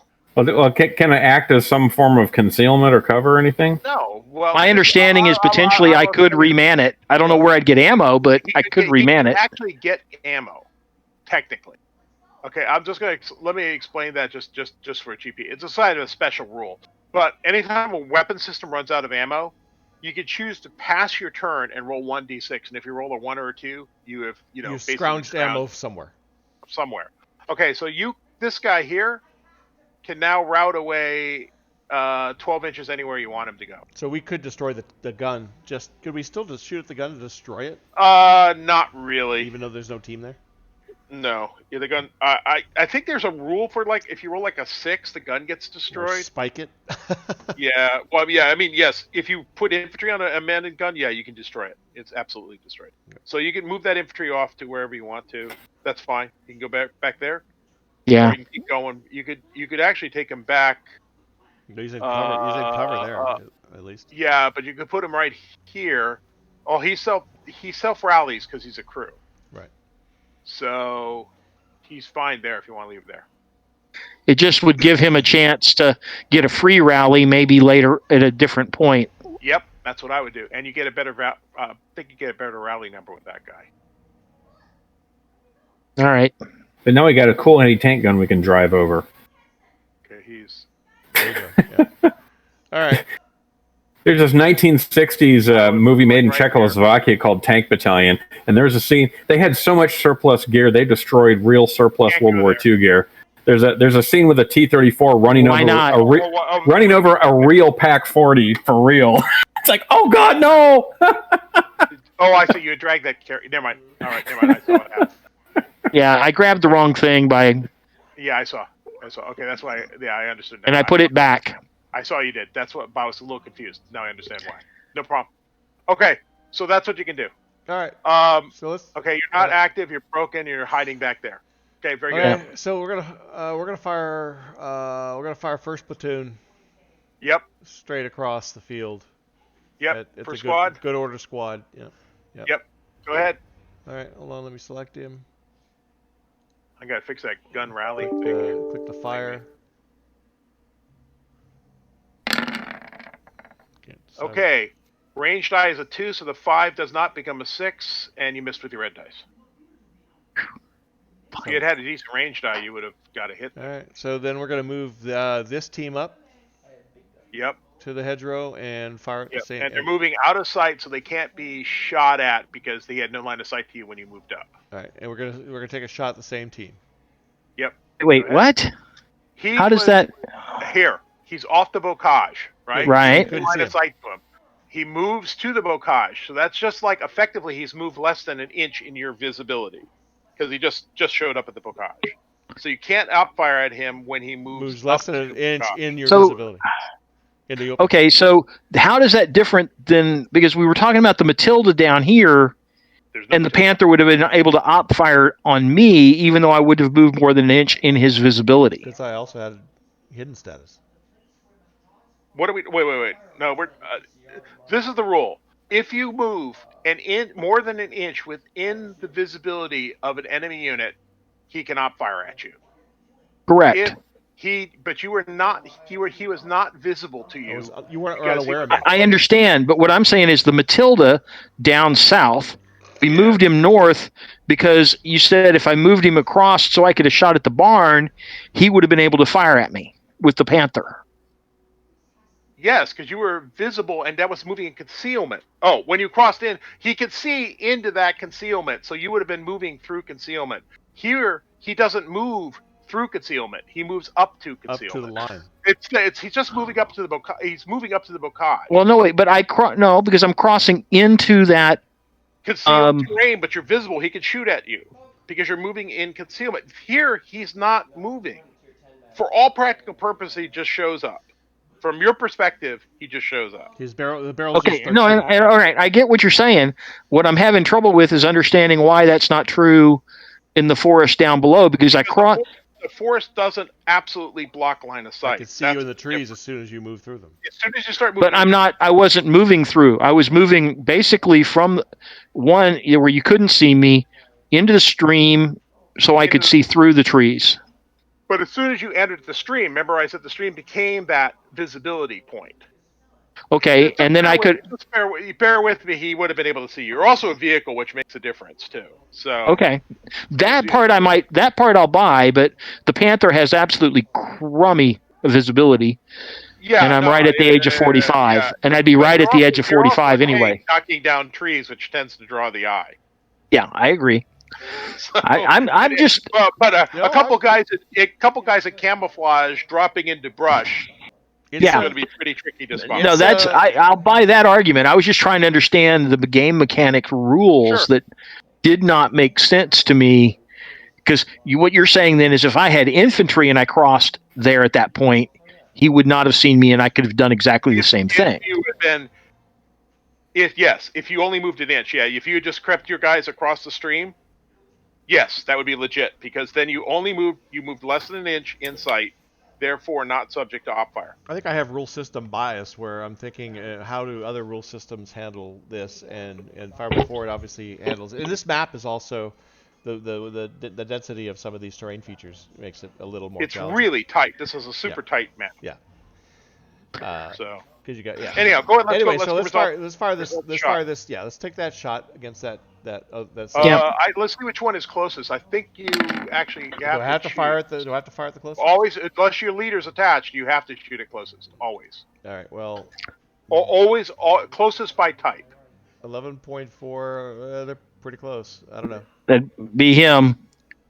Be the guy straight across. I think it's the guy straight across. That's fine. Well, I rolled it. Yeah, it is him.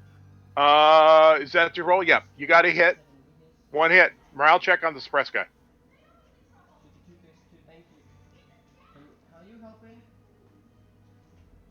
Nope. Okay. So he breaks. You have a broken leader back there. You can just fall back just off the bocage and just touch that leader, and then you're good. Yep. Well, you're not good. You're broken, but he's yellow. you're. Well, I'm gonna do two things. Well, maybe I'm gonna do two things. Well. Wait, Oops, sorry. We both Wait, yelled at him. He What? only needs one. He's only half. He's only sort of broken. They're really we scared. We both take one off. We did. All right. All right. You take yours off, or go ahead. You take yours off. All right. That's fine. Sorry about that. I didn't know was you just could put two. trying to I help didn't know you could put two on. Now wait, I did not take one off that time. I swear to God, There you go. Fine. Okay. I think it's because you're the game master. When you take it off, it takes both of them. I don't think I so, don't know. but whatever. Anyhow, go ahead. So that was All a right, shot. so that's 1, 2, and your third section. and then I'm going to move the commander up to touch both of the other two. Just to. Okay, now I'm going to warn you that that's not necessarily a healthy action. Okay. And the reason it's not a healthy action is if you're touching both those guys, your morale is better. But if he shoots at you and he hits either of those guys, then you have to take a morale check or result, the same result for that leader. You really want leaders like either in the back, rallying guys and throwing them forward, or leading assaults. Oh, You don't want to be standing in a fire. I don't know the rules well enough to know that nuance. But so thank you for explaining. Yeah, and the other thing is that he's useful like when you have like a machine gun. Right. Because you put a leader on a machine gun, and then he can direct the fire of the machine gun. So you can say like, "Oh, kick this guy in the teeth because he's down." Right. Broken unit or suppressed unit, or do what you want to do. All right. So the leader allows you to direct fire. That's the upside. So if you did put him, what you should have done. Actually, I'm sorry to have said that. Is a leader more effective at spotting than a squad than a team? Only a leader can spot. Okay, so if we wanted to You see can if move there was him. There's a gap. There's a gap in your line. Put him into that gap. yeah, so let's put him there. Let's put him there. Okay, now make a spot. Do I need to make him invisible? No, you don't get revealed for spotting. Okay, well, Only right. for Okay, fire. so here's another deep question for the day. We got 5 squads that can fire there. Do we just fire one squad, or do they all happen at the same time? Like if all 5 squads... No. They have to be resolved in order, and they have to be completed in order. That's what and we haven't that activated really, flag 4 That yet. really matters. Yeah. So that's why the flag order and order of elements matter in this game, because you can take advantage of things that you do. So like if these guys... So right now, you're only facing one squad down here, right? Yeah, but we're facing So a in tank theory, that if could you want op to fire. Yes, well, the tank is a whole separate issue. Yeah. But the tank's going to op fire somebody, and he op fires per flag. So if just for argument's sake, if this guy had run out on the field, right, and just jumped down this orchard because he had gone insane, then this section here could fire at him and get a result. Then this tank here could fire at him and go for a result. Right, it's insane to do right, that. but then you go to the next flag. This section can fire again. This tank can fire again. But it can only fire once per flag. Yeah, and 1 unit per flag. One component of 1 unit which represents 1 flag. Right. So so the leader that I just moved up, that first leader. Where do you want to spot? Just draw your arrow out. We're just gonna try and spot. Whoops, wrong. Pretty obviously, I know what you're going to spot. Well, we're looking for anything. Yeah. Go ahead, roll a die. That's not a tank. Yes. So spot. Oh, a 6. That's a success. Jesus, your dice have been super hot. Super hot. You have Unlike mine. fire. I had one good roll and it's been shit ever since. So is there anything we don't know about? There we go. Oh yeah. Yeah. There they are. Is it Well, just one? I guess there's no sense in keeping him hidden and not shooting, huh? That's right. It's like, he is playing them in there to keep them as a surprise for you, but you managed to spot him. So Right. Can a platoon headquarters shoot? Or nope, they're just has no spotting? firepower. Spotting They're and just rally. firepower. Okay, okay. Yeah. All right, then I think we're on to flag 4. Okay, flag 4, which is the other section. Now you have something. Now you have a target to shoot at. Right. Jump on dude, man. Oh, wow. So it reveals the whole squad? Everything that's Yeah, well, you spot that whole section. Yeah, that okay, whole okay. area. Got it. Okay. Okay. Well, we'll do. I guess we'll do this one team at a time, and we got to do the closest team. So I guess we're gonna fire straight across the field Yep, that looks like it. at these guys. So Roll. select the guy and fire. One hit. There's a red 6. All right, Dan, roll morale check. There's that just incredible die rolling. No, he has got some hot dice. I'll give you that.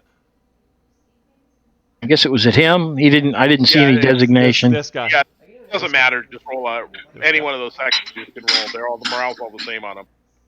Broke. Ooh. All right. So he falls back and fall back to. I'm gonna move the boy. Fall back right there because that's where you want to be. I actually wanted to be within an inch of the bocage. No, you don't. You want to be here. That guy. That's why. This guy right here. That's his Yeah. You have to be touching him. Okay. You want to take advantage of that. Yeah, but then I get shot op fire going back into the bocage. No, you don't, because it's the same No, rule. it's If the you same just rule. move Okay. up to the, All right. if he can't see you, and you move into the bocage, it's considered you're moving less than an inch in visibility. Okay. Therefore, you can't get shot op fired. All right. As long as as long as he doesn't have eyes on you, he can't shoot you. Okay. So, okay, go ahead. Next section We're up. gonna take this side. Yeah, I think it's gonna be straight across, one for yeah, one. right, yeah. Oh, one for one. Now that we know they're there. Yep. Well, it was a good plan. Okay, white die 5, range die 3 doesn't become a 6, and you missed. Okay, next So section. I need 6s with the. No, you need a 6 to hit him. Yeah, because he's in hard cover. You need All 6s right. to hit you. You need 6 to hit him. All right. But if the range die had been a high number, Right. then that white 5 would have become a 6. All right. Last team against the last team. Yep. On the line. Go ahead. 18. There's So there's a high number. But it's on red. Which becomes a 4, and that's it. And the red dice never change. It's only the white die that changes. So that 3 becomes a 4, and that's still not enough to make a 6. All right. All right. So that's it. That's your flag. Those are our 3. That's all 3 flags. 2, 3, and 4. Yep. Very good. Thank you. And now we're going to go on to the British. British have a flag. 1, 2, 3. That's it, I think, for British. Yep, that's it. Oh, no. You got 6. So, sorry, I got to draw one more. All British. Your 4 remaining flags. Well, I think that's because the Germans have used everybody already else. No, I think there's one more unit. Germans have 1 unit. They have German unit 5. Their headquarters unit hasn't gone. Oh. Okay. Well, you're not in bad shape. No, really, you're not. You've smoked up 2 half tracks. His infantry isn't in great shape. Your infantry's there. You can sneak up to that bocage and shoot him up, but you just got to get back in good order. Yeah. Okay, I guess let's do. So put all 4 flags out. Yeah. Put your flags out to resolve them in order. Or whatever order you want to put them in. I'm going to be off comms for a couple minutes. No problem. Go ahead. Mic off. I'm going to grab a drink here. So put your flags down, and we'll start resolving. Oh crap! That means if he's gone, then I have to do the dice rolling. Good. Yeah, well, Shit. yeah, Dad will thank you, because if your dice suck as bad as Dad's, then it all comes out equal. Oh wait, they do suck as bad as Dad's, because you blew that chip challenge. Yeah. I mean, I had And No, one good roll, and then that's the suck saving rest. grace that was going on as we were both rolling. You got that ringer in there. Andy's dice have been pretty hot. What do you got left? Okay, yeah, I see what you got. So you've got your reconnaissance Bren team, your headquarters unit, and your 2 infantry squads are what you got Yep. left. I guess You're the gonna hold that headquarters. 6 off are you going to hold that off for? You don't have to use your invisible flag for the headquarters unit, Yeah. or flip it invisible because you don't have to give up the location of the headquarters. Because I don't think there's any reason for it not to go early or go late. Yeah. You want to see what happens here. Okay, so you're going to start with you're starting with your bottom squad. Well, Okay. yeah. This is how you want to do this. You have to rally the leader because your Yep. leader's broken. So rally this leader, your broken leader here, and if he rallies, then he can apply his leadership to the Okay, that's bad. Okay. Yeah. Come on. Think about this. Yeah. All right. So now you might as well shoot. You could rally the squad. No. So now you can shoot this one that's online. Yep. Mine as well. Yeah, I would. Okay, you could bring, your headquarters unit up and rally the leader and that squad. Wow, nice big die roll and just short. You need a 5 to become a 6. Nice range. Nope, didn't happen. Okay. So that completes flag 3. Let's go to flag 4. So now reveal your leader because your leader's in good order. So just flip him over because if he uses his leadership, he has to be revealed. And again, this is more of a game mechanic of just trying to showing what pieces are when you are on a table. Do you want me to flip them for you there? Or you got it? Yeah, I got it. Okay, now Okay. roll his rally against that broken unit that's touching it.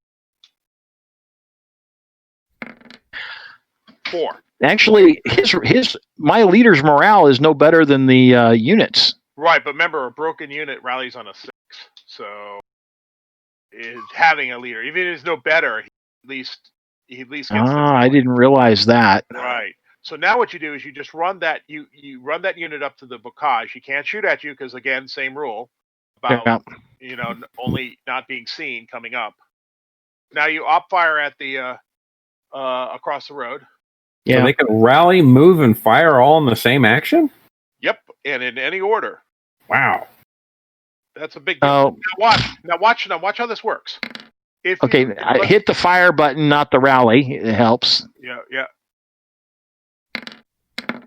Wait, I thought the team that just rallied and ran up to the hedgerow, isn't that one shooting?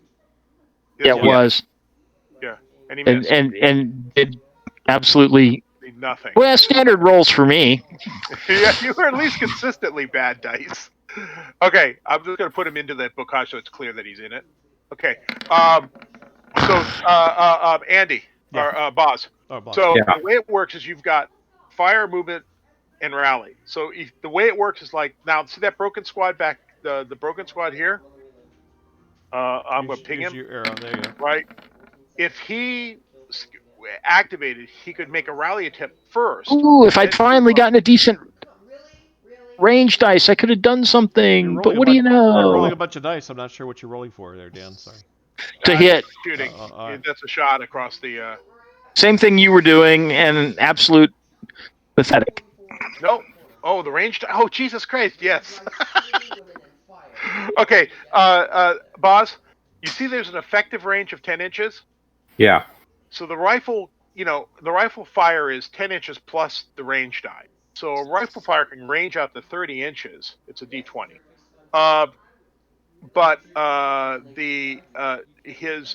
So he actually only fired 14 inches total range. So if you were at 15 inches, he would have missed you completely, even if he had rolled a 6.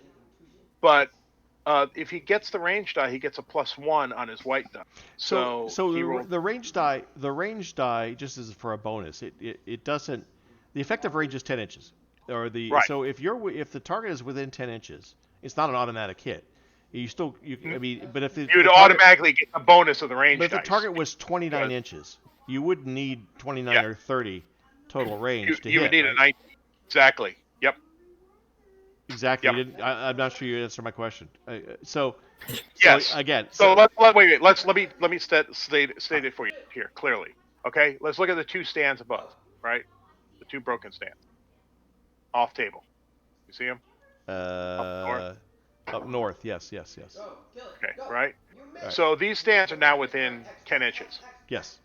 Right. So the effective range is 10 inches, and the range die adds 20 to it. So Up to 20. Up to 20.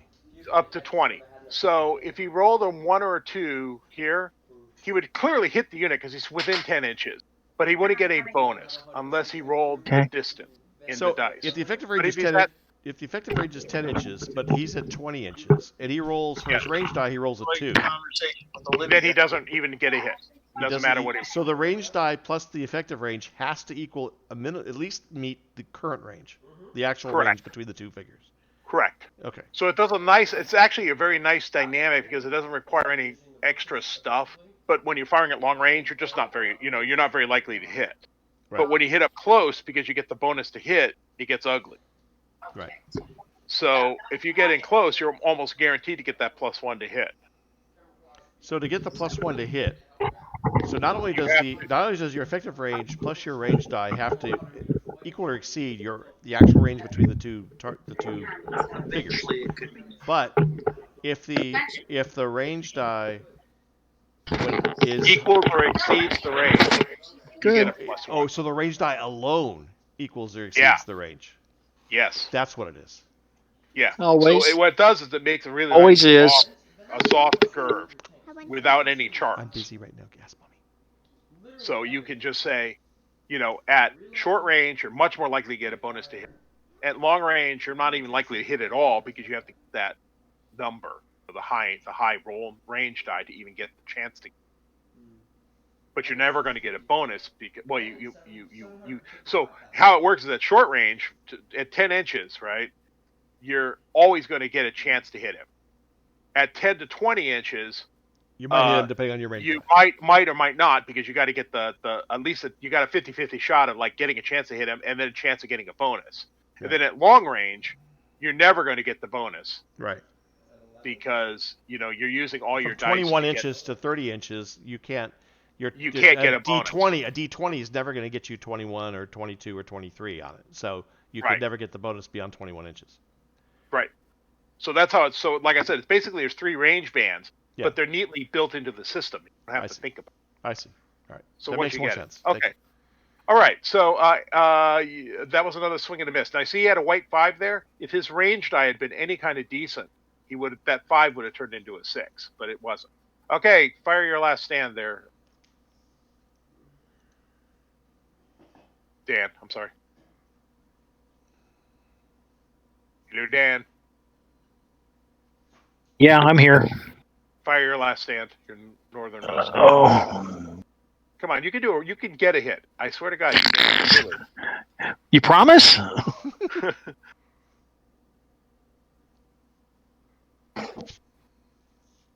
That's a good range die. You got to. Yeah, that's actually twos. Yeah, 2s or 3s. Yeah, but 2 doesn't matter. Yeah, and he fired actually the wrong stand. Oh no, that is the heavy squad. Yeah. Okay, never mind. Because you notice the British have 2 types of stands there. Yeah. They have one 4 with 4 figures figures and 3 on figures. it, Yeah. one with 3 figures, and Yeah. that one. One's a Bren team. The one's a Bren got a Nope, Bren gun. the Bren. Each one has a Bren team. Oh. He has a Stokes mortar. Oh, okay. So he can actually lay smoke with that. All right. So, such as it is. Hey, don't be bitter. Yeah, you can be bitter. I understand. Okay, on You realized I fired with 4 squads and 0 hits. Yes. And he got. Yeah, but the hit got more chance hits. really sucks. No, I only got like 1 hit. Yeah. No, maybe it was 2. Okay. Yeah, it was 2. I think it was 2. Yeah, the hit's not great, but the thing is that you got 2 1 in 6 chances plus a modified number, and this range is pretty good. This is sort of the medium range band here. So, okay. Anyhow, Oh well. On to stand 5, which is this Bren team. What do you want to do with the Bren team? I don't think you want to do much. That he's not going to be able to op fire on me, right? If you just sneak into if you just cross the stream, no, he will not. Do you want to Yeah. fire at the? Do you want to fire at the? At where are you going? Oh, you're going over there. Okay, never mind. Yeah, I thought you were going to like attack the recon rifle team. No, you just ran away. Well, I mean, I could. He just he dropped crossed the bridge. across the bridge and then went into the montage, I and you see. never had a line of sight on him. Same deal. So now he fires. So he just slid under the bridge, pops up. And I mean, the problem is, I don't think I can get there, and the Panthers will chew me up. You can get there. No, I can get there, but I mean, going to after this recon team, I don't think I can get there. No. The Panthers pay. You got the right move. I agree. Go and shoot up his infantry. Yeah. Because you're not facing a machine gun anymore. The half track. Yeah. Okay, so now. Oh wait, you can't fire because you're a machine gun team. You're in position to op fire though. Yep. So whatever, you're all set up to defend that orchard now. Yeah. So okay, all good. And hold on. Oh yes, and your sneaky peek group here. No. Now this guy here, this dude right here that I got the corner on, blue marker on. Okay. I would take him here and then rally both those units. What? He could rally both those units. He's the company headquarters. Right. But I was going to let him rally. I'd rally these two. I'd rally that leader, that infantry unit. I think he's more valuable. He can move later on. This guy could do his thing, man. I'd send this guy on his way to do the plan, and then I'd have the leader go, or this guy to do the plan, and then have this guy just go up there and do some rallying. Yeah. I'd start kicking. Well, no, but the first thing, okay, so I got to finish moving. That's it. That's unless you got the unless you want to move the that thing back here. Is that what you're talking about? Well, I was thinking about.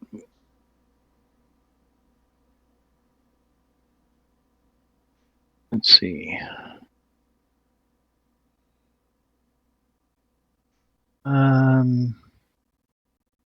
Yeah, that actually just needs to probably. That doesn't move on that. That's a different unit. Well, no, this was going to. Oh. It can't move. Yeah. It can't move yet right now. Right. Okay. Yeah. He can stay where he was then in the cover there. Yeah. Actually, I wasn't thinking so much taking him way back there. But could he? He could later on. Yeah, sure. Why not? But not now. Oh, he's got to come back here first? Well, you got two units here. Yes. Yeah, he can go there, but that's occupying the same space. You can't go in the same space. Right. No, he was here. That's right about where he was. That's not the same unit. This is the unit. This unit here that I'm wiggling. Yeah. The unit that can't move. This unit. Yes. Back there was back.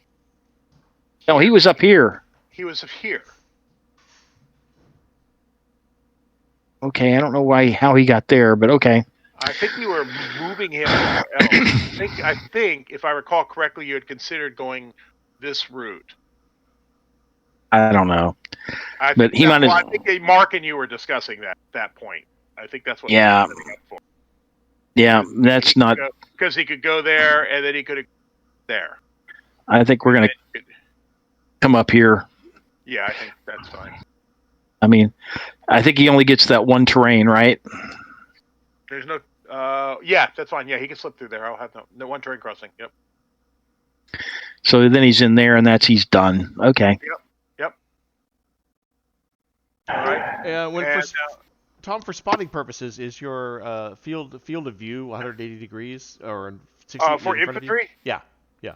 In the bocage, you got that same fire arc and visibility arc. Oh, it's basically on the doohickey tool, using the doohickey tool. Yeah, the dingus, Mm-hmm. as it's officially called in Virginia, The dingus. and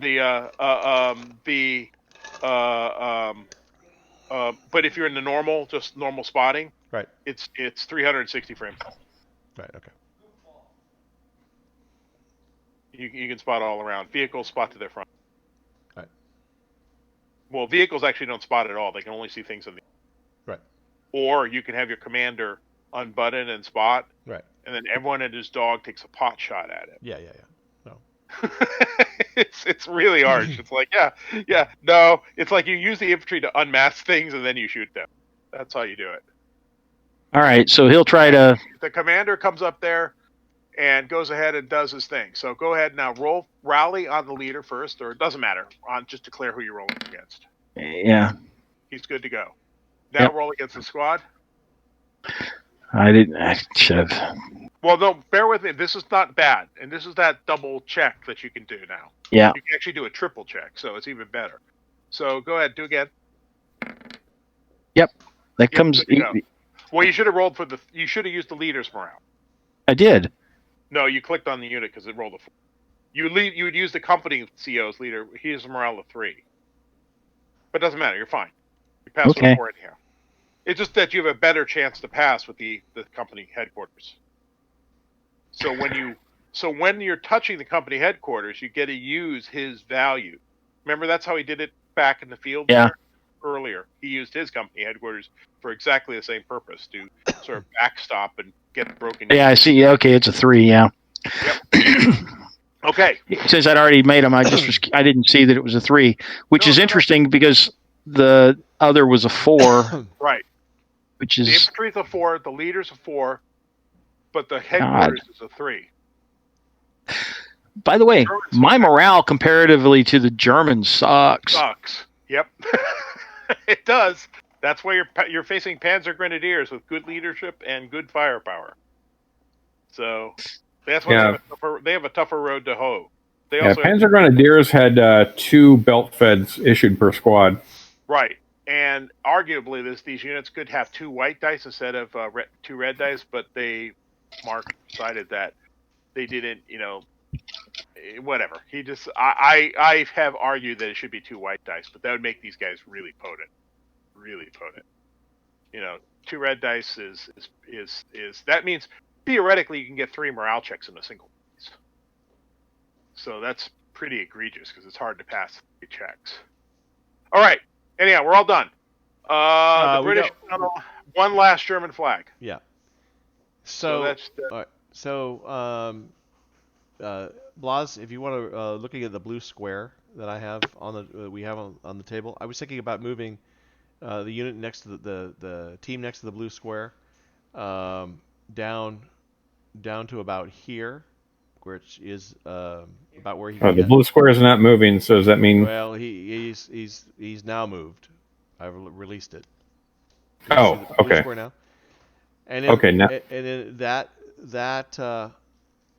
then now I've moved it back to the team in question. Okay.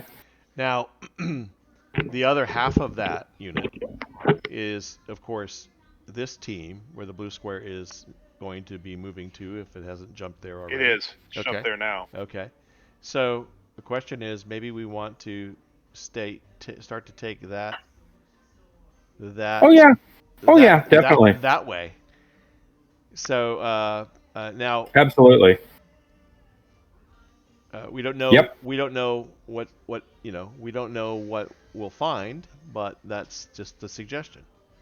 Yeah, I say that's the way to go. Okay. So we're gonna. Can you guys drop down to the blue channel for a second? Sure. Point out something. Yeah, I don't that's good. You can. I know you can see those administrations. Okay. Be aware that it's a machine gun team. Can't Yeah. fire and move. You Correct. can keep. You're behind the wall. You're in concealment relative to anything looking from the north. Right. Well, nothing knows we're there because it's still a hidden unit. So nothing should see it go to the wall. But if you go into the open and there's something it can see, it's going to see it. But as long as you stay on sort of that side of the wall, you're fine. Or I'm assuming there's nothing south of that wall. Well, hell, I was just thinking, let's go on that tree line on the opposite side, Just go to the tree line. and just move up through the tree line, up through the burning vehicles and shit. Just move up That's through what I there. thought too. Yeah, flank. Take them from the south. Take it from his line. Roll his line up. Now, Yeah, I mean, we don't why know would you what's not up. do that? Well, the machine gun can't spot, so that's why I was thinking about bringing the company headquarters down to support him, particularly if the scout recon team doesn't rally itself. He might need the company headquarters, to help rally it, get it motivated, because we also want the. I'm going to just move this circle, the magic circle on the company headquarters, so you can see. Okay, but I thought the recon guys could self-rally. That's only as far as he can go. Right. But I could. So I'm saying we could put him down near the Southern Panther, so he can get down the road to where the Southern Panther is, at the edge of that dashed line, that's as far as he can go this turn. But then the HMG can cross the stream, and I like your idea, Andy. He could just stay concealed, moving up the tree line. We don't think there's anything.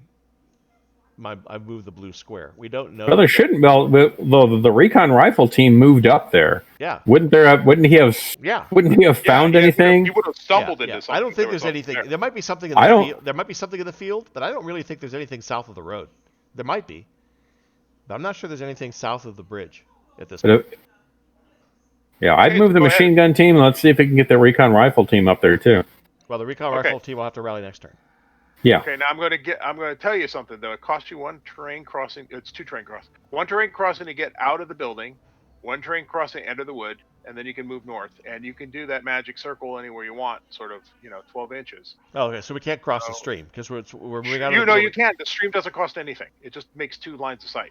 So okay, but we can't leave the building, enter the first tree line, cross the stream, and enter the second tree line. That's too much. Yes, you can. No, that's 1 terrain. That is 1. Effectively, for movement, it's 1 woodman. It's 1 piece. It's just 2 pieces for visibility. The woods itself, on both sides of the stream. Okay, yeah. So we can move onto the east side of the stream, into the tree line. Yes, and then you can move north too. I mean, you can move all the way up through those burning vehicles. Well, again, assuming there's nothing visible. Assuming there's nothing visible, maybe you just want to put the machine guns right where I put the blue square. Yeah, I guess there's that. You just want to put the machine guns there for now? Yeah, just move them straight up there. Because I don't think anything will see that. Probably not. Because it's a hidden unit. So let's do that. So, okay, so the last flag. Let's go back to, I guess, anything else, Tom, that you want to contribute? That's where you want to go ahead and make your move. I just want to see your move because it may matter. So I got to see what you're doing. Okay. So what we're proposing. Yeah, I heard what you proposed. I just need to see you move the physical unit and see where it goes. So just let go of it a couple times so I can make sure I see it moving. That's all. So from my understanding, what you're going to do is you're going to drop out of that barn. Okay. So what? Straight across through the woods. So what I'm suggesting is going. This. Hold on a second. Let me see if I see this. Yeah, but you're doing it this route, right? That's your plan. Staying through the woods and then moving right up there. Yeah. Okay, you're going right there? That's fine. Yeah, that's what I'm saying. Yeah. Okay. Take an immediate morale check. Okay. On that unit. On that unit. 5. You passed. Okay. I'm going to reveal the unit. You have run into another carrier. Ooh. Another one of those soft skins. Now, remember, we did it wrong last time. We're going to do it right now. So you stumbled into contact with it. You're adjacent. You want to go back to chat with Dan? Yeah. Let's go back to chat since we're committed. Okay. Well, why didn't we try to rally that recon? The recon is already active this turn. We can't do that rally until next turn. Oh, that's why. Okay. That's why flag 1 is already on him. That's for next turn.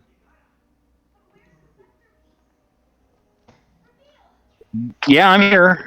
Everyone's there. Okay, so this is what happens.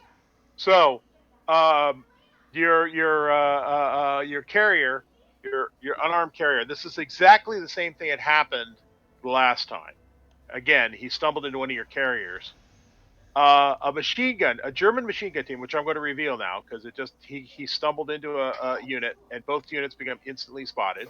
So I'm going to flip them both over. There's a carrier here that was supposed to limber up the 6-pounder and make him run away, but it never got the chance to. This machine gun team is moving up into position and stumbled into you. So he had to take an immediate morale check to see if he failed, he was going to break and run away.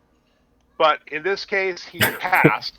So, versus an unarmed carrier. Yeah, well, now it's a question whether the carrier. I would think it'd be the opposite. It's like, holy shit, dude, this is awesome. Well, Let's kill it's it. both. It's actually kind of both because you are guys like toting an MG42 and a tripod, so you're not exactly, You're not set up to shoot. Yeah, exactly. He can't shoot. No, actually, yeah, the way the German machine guns were, they You're were. going to be forced into close combat because you just sort of stumbled on each other. Now, the vehicle, the soft skin gets a D6 but he can do no damage to you, right? All he can do is run away, but he's got to survive because basically you could get lucky and throw a grenade in there and take him out. You are a team, so let's go to page 2 of the. I don't get a morale check to see if I run away.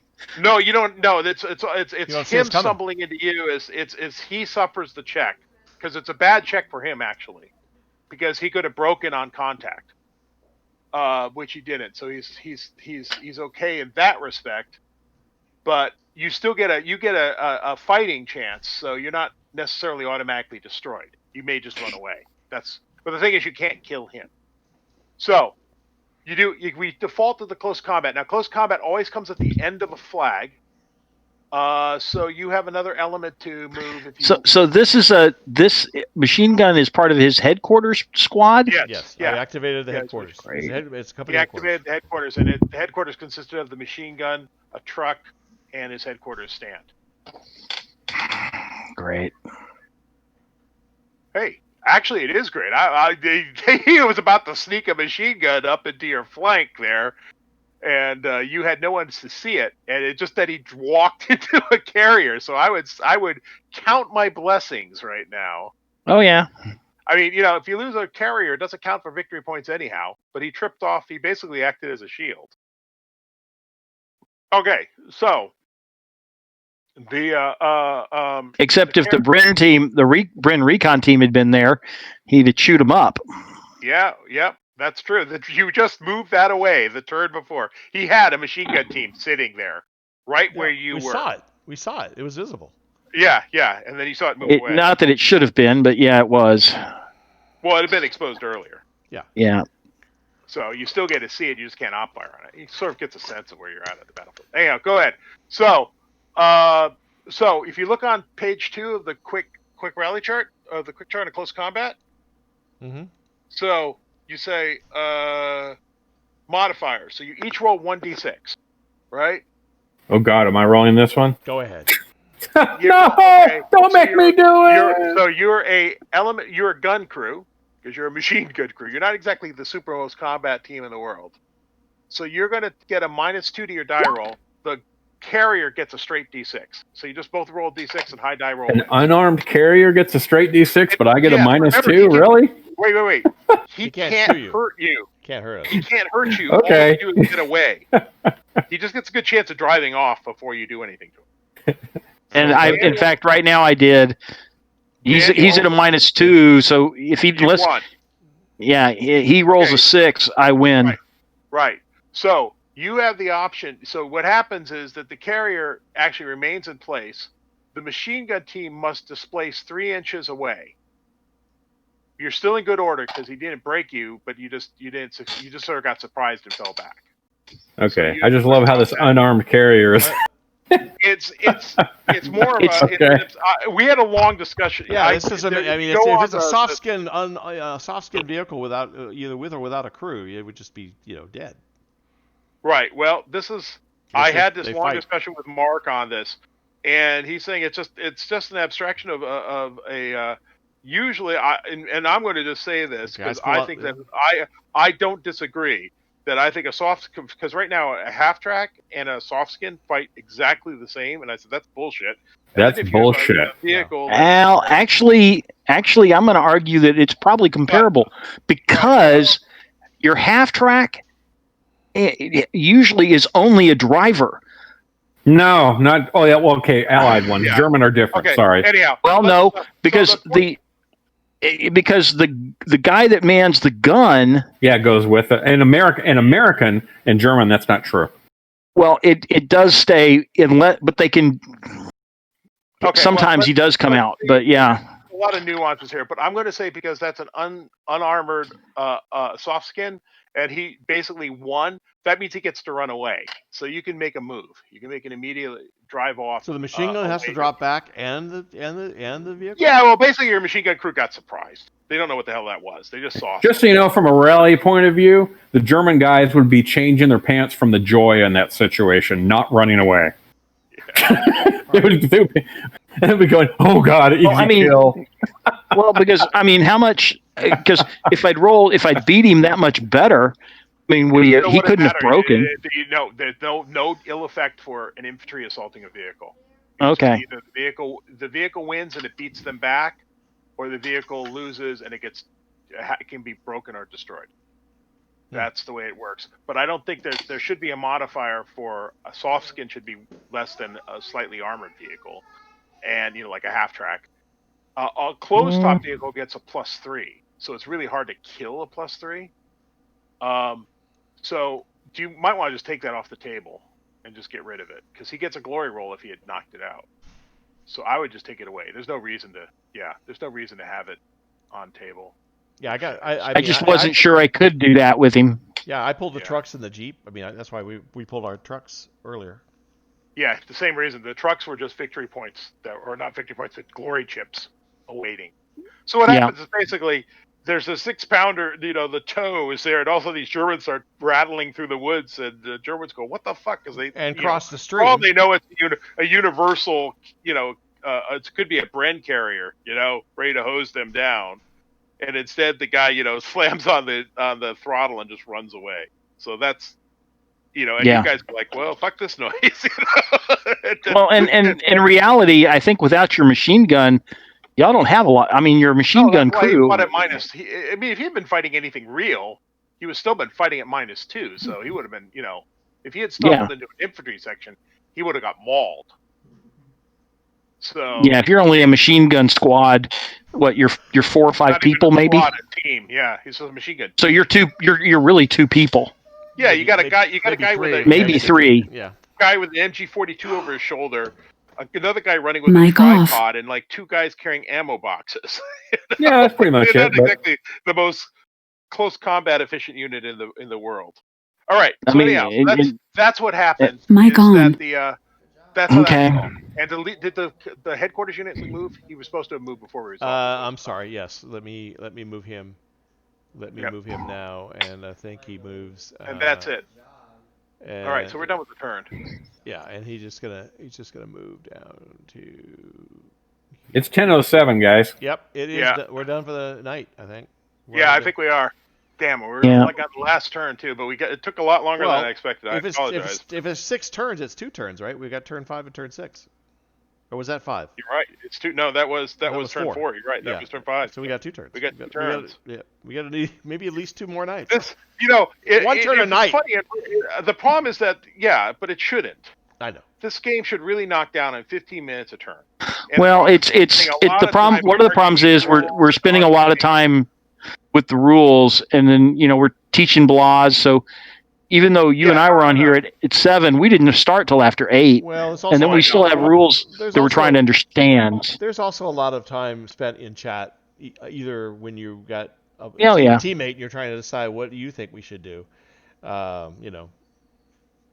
Well, I mean, I'd love to try to start it all over, but we need to. I bet if you played it on a board or something in a little different format, it might go quicker. Wouldn't be double blind. It goes a lot quicker. Yeah, it's not double blind then, too. Well, that's true. It is double blind. This game is double blind. On the table? Yep. Oh. Well, okay. Because you could just do map moves. You have a map, and you just do. Is that the way? Is that the way he designed it? That's how it's designed. Yeah. Oh, well. That's why there's that whole rule for spotting units if the Germans coming in. I see. This is not your okay. Well, interesting. But I think the problem here is we've had a lot of sort of arguments about rules and arguments about how things happen. So you don't use And a so understanding, you I mean, none of you guys have played this before, so So you're you- understanding a lot about the mechanics. so when you guys play this as a club game, it's not played on a 6x4 table with traditional terrain. You have to play it on two maps that are identical. And No. You Or- play on you just do well because it's only a 4x2 table, oh, okay, yeah. and if you look at it, Do you use and what pieces we of would do is paper we or would lay out blinds the or and you just yeah. That's why you have the if you look at the maps, they're all gridded out. Right. So if you look at the Oh, scenario, you're right down coordinates of where things are. yeah, Type of yeah. You just draw. You give each guys a map, and you sketch say the draw your sketch units map, in. and it's more sketch map.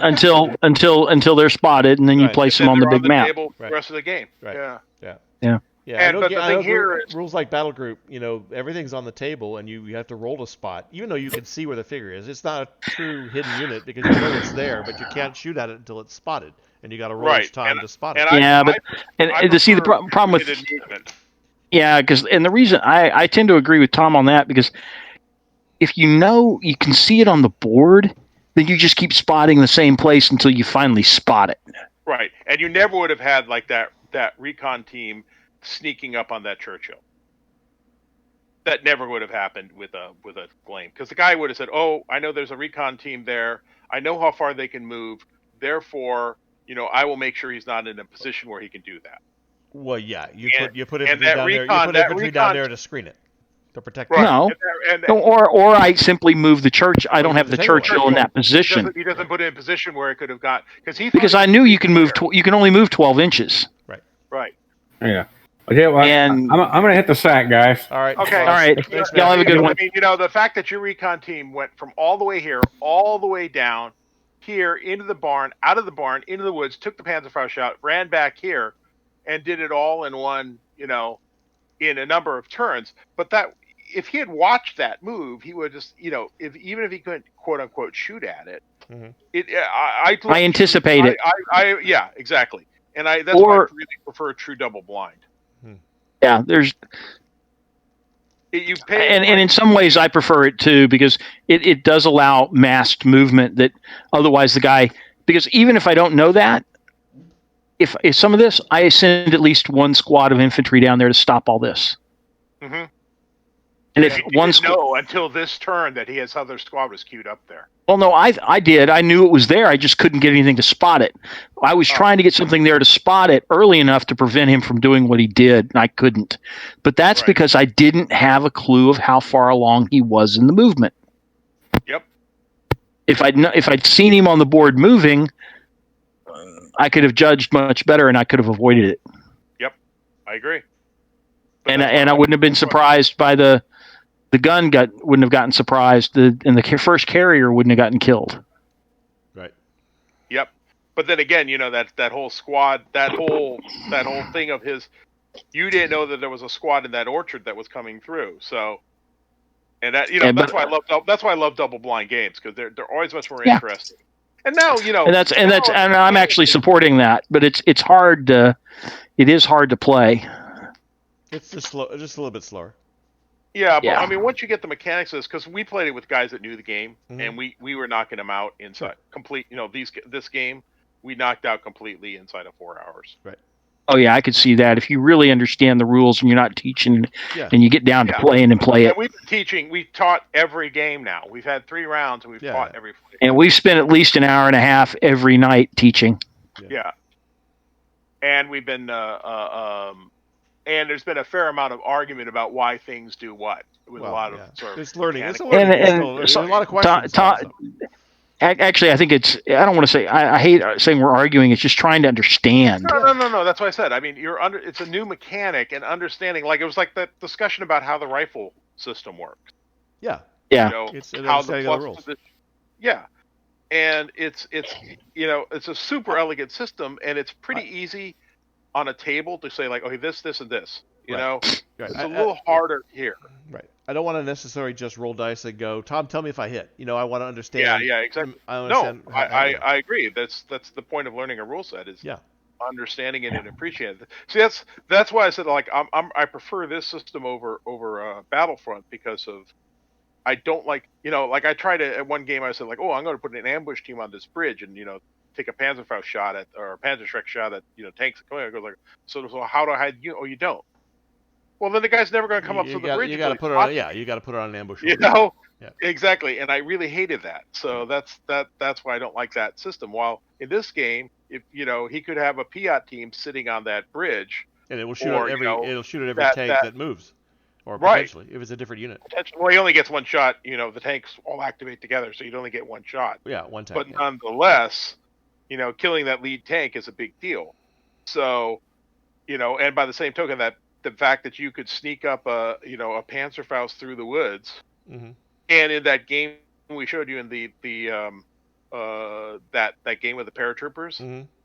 We got like unhinged because you don't have enough paratroopers to try to attack both flanks, and the Germans had snuck down, hidden movement, and hit us on sort of on our security and broke our security and started rolling up behind our machine guns and our mortars. Mm-hmm. And I'm like, shit, we have to do it. So we tried to move the tanks across to help support. Mm-hmm. And then all of a sudden this fucking Panzerfaust team came sneaking down out of the woods and popped them in the flank. And it was like, God damn it. We'd done all sorts of stuff with security, but we had to break our security because we were trying to reorient. Right.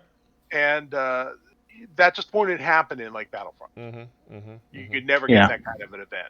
So that's why I enjoy Double Blind, because I think it's worth it. But now we're pretty much everything's revealed except for a couple stands. There's a few stands still hidden. It was funny though that carrier was kind of saved the day for the British by being there to tow off the gun, because he had made thoughts about like relocating the gun. He was going to tow it around to look for another place to take it. And, which I think never would have worked very well because he's already revealed. Well, yes, yeah, at that point, but still moving it around just to keep him honest. Yeah, because you can keep deploying it to various places where it would be a pain for him.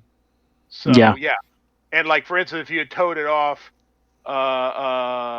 Something that everyone can see. Hold on, I'll just use this carrier. If he had towed it off and brought it down, let's say here. I'm not seeing I'm not seeing what you're moving. Okay, I'm not seeing it now. I see the carrier.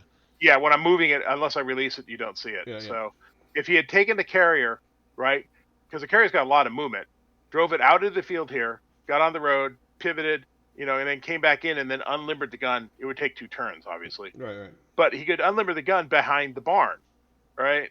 But now he's got a gun that's cross-firing this whole field that stops you from. You'd have to deal with, probably drive a Panther down, over here or something to go deal with him to bring your front armor. Right. But that's a Panther you've taken out of the fight, or at least the victory conditions over here. Right. At the bridge. So. Like I said, he could have just discomforted you and not lost the AT gun. Right. Which wouldn't have made any difference when the very first time you fire, you're out of ammo. Yes, well, if you got special rolls like you had, Dan. the die rolls have been kooky. His die rolls of this round has been like egregious. I think he's got 2 hits all game, and that was the Sherman. So the AT gun, the British AT gun unit at the 1.6 pounder had 2 carriers. Was one an ammo carrier and one the transport? Yeah, one was the transport and one was an ammo carrier. Okay. And the one you actually killed at first was the transport, not the ammo. Yeah. It doesn't really matter. They're not identified as A or B. It just has 2 carriers. 2 carriers. Yeah, and if you look at Lloyd carriers, they have like they're different looking than a Bren carrier because they have a big engine mount. So like a Bren carrier has like 4 seats. Right. Yeah. The carrier doesn't. It's got this like giant engine in the middle of the in the middle of the hull. Right. And that's so it can tow a gun. Go ahead. So Dan, I'm assuming your variable forces must have been 3, the scout team and the inspired leadership, because didn't you get an extra one-time initiative chip that was a bonus that you just used? Okay, so so that you have an extra team then, the recon team and the universal carrier. Yep. Yeah.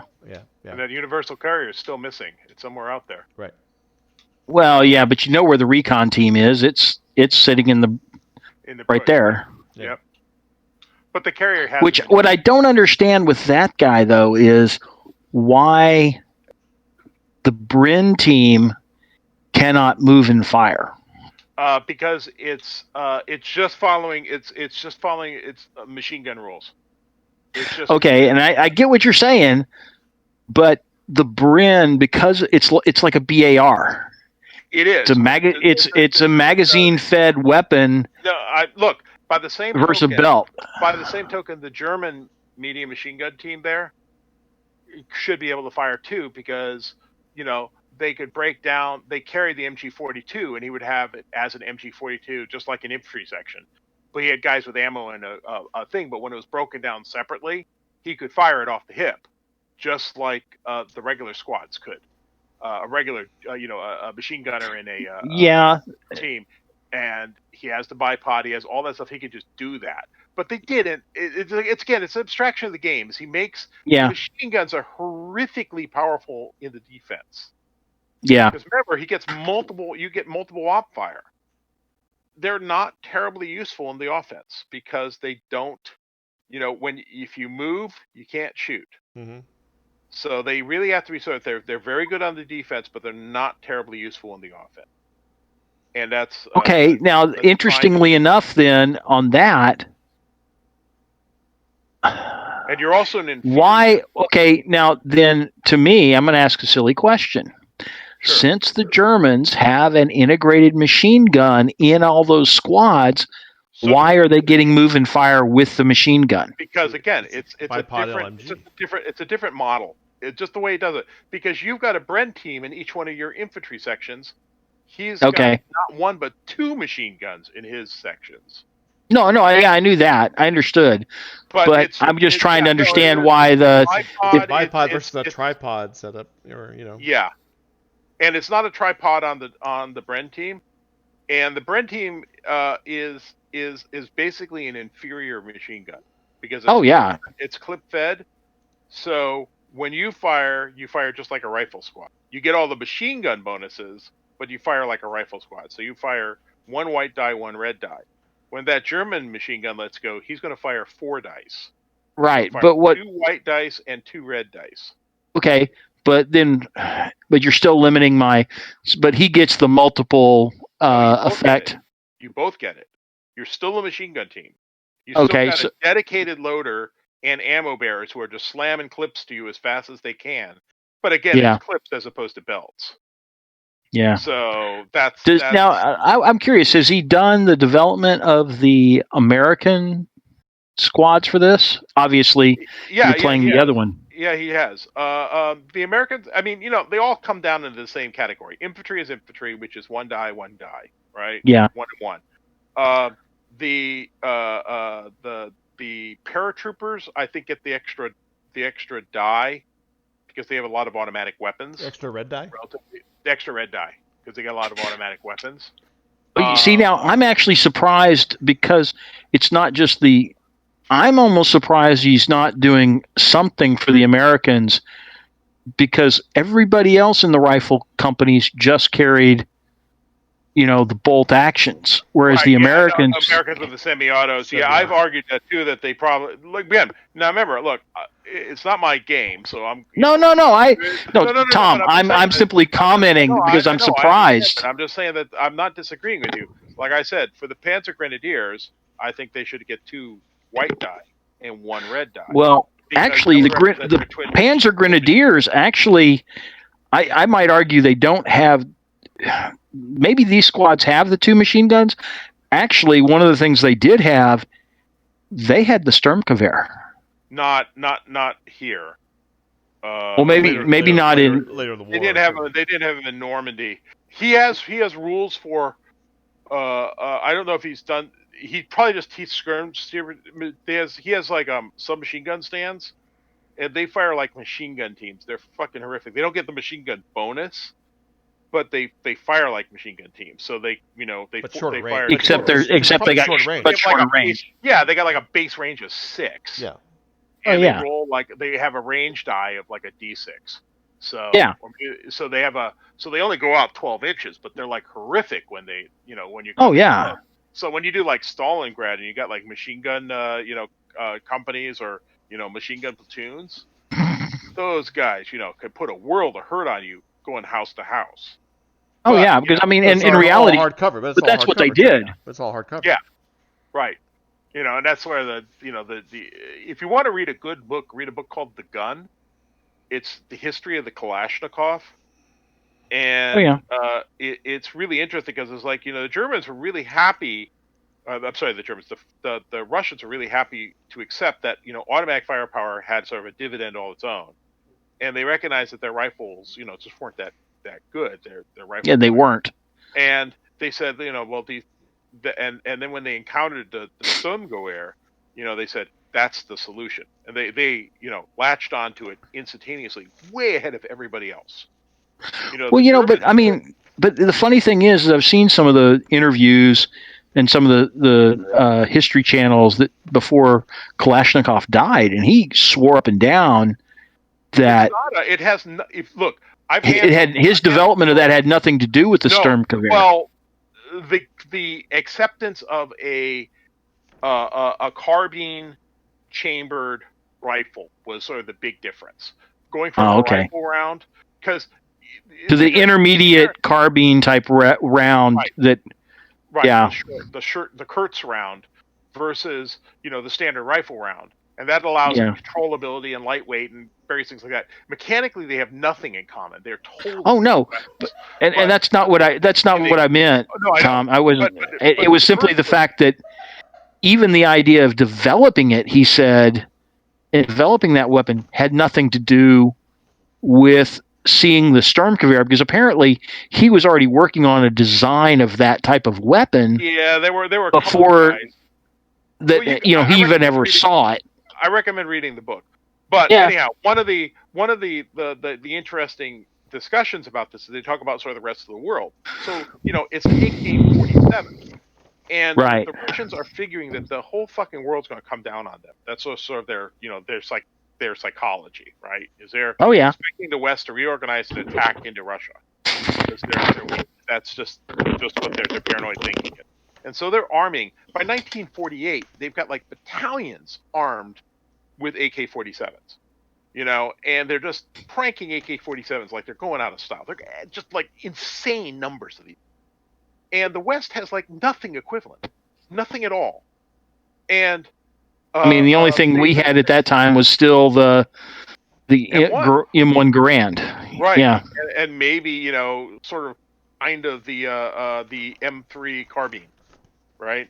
You know, but it wasn't really considered in the same. You know, it wasn't a weapon being issued to a lot of troops. It was like, you know, sort of a You cavalry mean the gun. M1 carbine? Yeah, the The 3030. yeah, the semi-auto 3030 or the Yeah. auto 3030, the short carbine The, rifle. yeah, Anyhow, that was handed out to a lot of yeah, paratroopers. paratroopers, and it showed up in Armor. Some of your armory. Marines had them too. Yeah, and A lot of guys. But anyhow, some of the tank crews had them. right. So by Korea, you know, they have nothing like this. Now the Chinese didn't either, so it's not a meat. But Mic off. the Americans, the first encounter of AK-47s was in like Malaysia Yeah. by British troops with Malaysian rebels that were getting supplied with AK-47. And the U.S. said, right, but the U.S. doctrine was all about rifle firepower and rifle, you know, discipline, not machine gun fire. And so what do we end up with? We end up with the M14, which is basically a fully automatic M1. And I've lugged an M14. Not a. I'm sorry. Well, yeah, no. I was like, I was in the Marines, and we were M16. You know, when I was in, it was M16s. But as punishment, we had a steel M14. So it was just like a frame. It was like just a metal frame, but it weighed and it was the dimensions of an M14. And I had to Mm-hmm. run with that motherfucker, and it was no fun at all. You know, there's a lot to be said to 6.5 pounds. And an Oh yeah. M14 is not. And also the fact was that the M14 couldn't really be shot well because the big rifle round caused too much recoil. There was a lot of problems with it. So it's Yeah. In fact, I'm laughing about that because when I shot qual in the Navy, I actually had to shoot an M14. really. Yeah. Yeah, well, you know, I've never Back fired in the one. 80s, they didn't have M16s for That's rifle weird. qual. We had to shoot M14s. Yeah, that's what we. I shot 16, so I never shot at 14 live. Anyhow, So anyhow, so this game system does interesting things. I do recommend getting the rules. You can get them on the cheap for the web from War Web. But I do recommend reading the book The Gun. It's an interesting book. There's a really funny joke about the fact that that you're going like, how the fuck did Malaysian rebels end up with the Soviet Union's premier rifle? Because Well, this guy actually, that is a great question because because the answer is that they were cranking so many weapons out. when was it? When did they come across it? It was sometime in the late 50s, maybe. No, it's like 48. It's like at the same time the Germans are quit. This is the Malaysian uprising in 1948 with the British. It's Okay, the reason I'm actually asking is that I don't know. There was something I was reading about or something, one of the specials, and it was talking to somebody that was in the Russian army in the late 40s, early 50s, and the troops that were issued Kalashnikovs, the early AK-47s, they actually gave them a bag that they like sling over their shoulders to keep the gun in, so that the West could not see what they were carrying. Yeah. No, I know. Like I said, they were super. They talk about the sort of the psychology of the West or of the Soviets. But anyhow, Oh, why Mic so early? on. I think it was like 49 or maybe 50. I forget what. But anyhow, but you can look it up, the Malaysian uprising. But the interesting thing was that so that really early these things start showing up all over the world, and the reason is that the Soviets immediately started just building the hell out of them. Every factory could produce them, and they gave them to all the Warsaw Pact countries.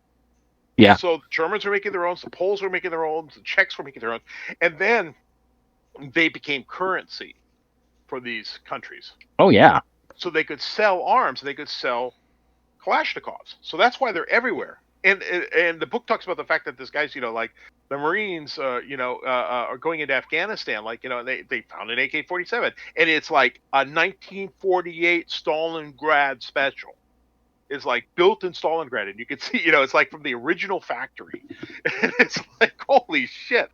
So they're very durable. But the funniest joke was the fact that they said that there were so many places building Kalashnikovs that they couldn't keep a handle on it. They had no clue. They don't know how many Kalashnikovs were built. They don't even have a guess because so many places were building them. Yeah, a shitload. Well, I mean, I've heard comments that basically, if you go into a lot of your third world countries, you go into Africa, even some in Asia, Kalashnikov's currency, as you're saying. I mean, it's just they've got tons of them, and I mean, it's just they're for $50 you can get one. Yep, and you can make one here in the U.S. if you want. They're easy to make, and parts are readily available. And the beauty is they have the manufacturing that they sell something that you need nothing more than a vise, and you can make a Kalashnikov because you can get all the parts except for the lower assembly, and that can be made with a vise because they simplified the design that much. Anyhow, the joke was that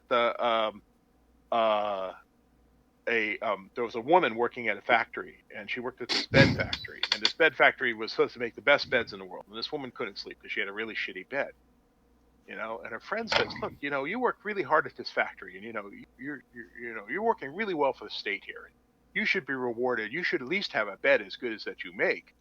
And and she goes, "Yes." She goes, "Well, why don't you just steal the parts of a bed and take it home and just build your bed at home? You build beds every day." And she goes, "I did, but every time I do, I come up with a Kalashnikov."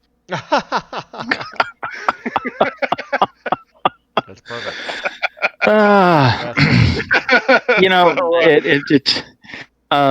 I guess, Tom, it'll be interesting that I've been working with the Russians now since about 2000. I've been interfacing and dealing with them on the space program. And I've actually made one trip to Russia. I was into Moscow, which, considering my background, I would have sworn in the 1980s and even through the early 90s that would never have happened, because being a naval officer and with a security clearance. I was actually kind of surprised the U.S. government didn't flag me and say, "I'm sorry, huh?" Yeah, say no. Yeah, well, it got a little worse considering my college degree, and I don't know if they just didn't pay attention or what, but because I have my base degree is nuclear engineering. Oh, really? Yeah. You ever gave him my friend Sean? He's got his doctorate in. He's got his base degree in nuclear engineering and his doctorate in nuclear engineering. Of course, he has his JD in law too. So yeah. Yeah. Oh no, but I mean, it just. But considering it's like you're going to actually, I did nuclear power in the Navy, and you're going to let me go to Russia? Really? Duke, huh? Yeah, I was. So I mean, it's like I was, when I finally got out, I was like, I will never be in Russia. Yeah, a friend of mine was on embassy duty in Russia, and he was trying to get me to go because we were going to go to Stalingrad. Ooh, that would have been cool. Yeah, well, he went into Ukraine, and he went to the Ukrainian war museum there. Mm-hmm. The Ukrainian war museum is something else. They have a like the broken Reichstag eagle, Mm-hmm. in like the central hallway, and then they have like ammo cans, and they're all poured out, and the whole thing is there's all these German banners, and all these German Right. banners laying on the ground in front of the thing, and then there's ammo cans, and they're covered with iron crosses. It's just dumped out. It's like, yeah, they want you to know that they kick their ass and they're not sorry. It's funny because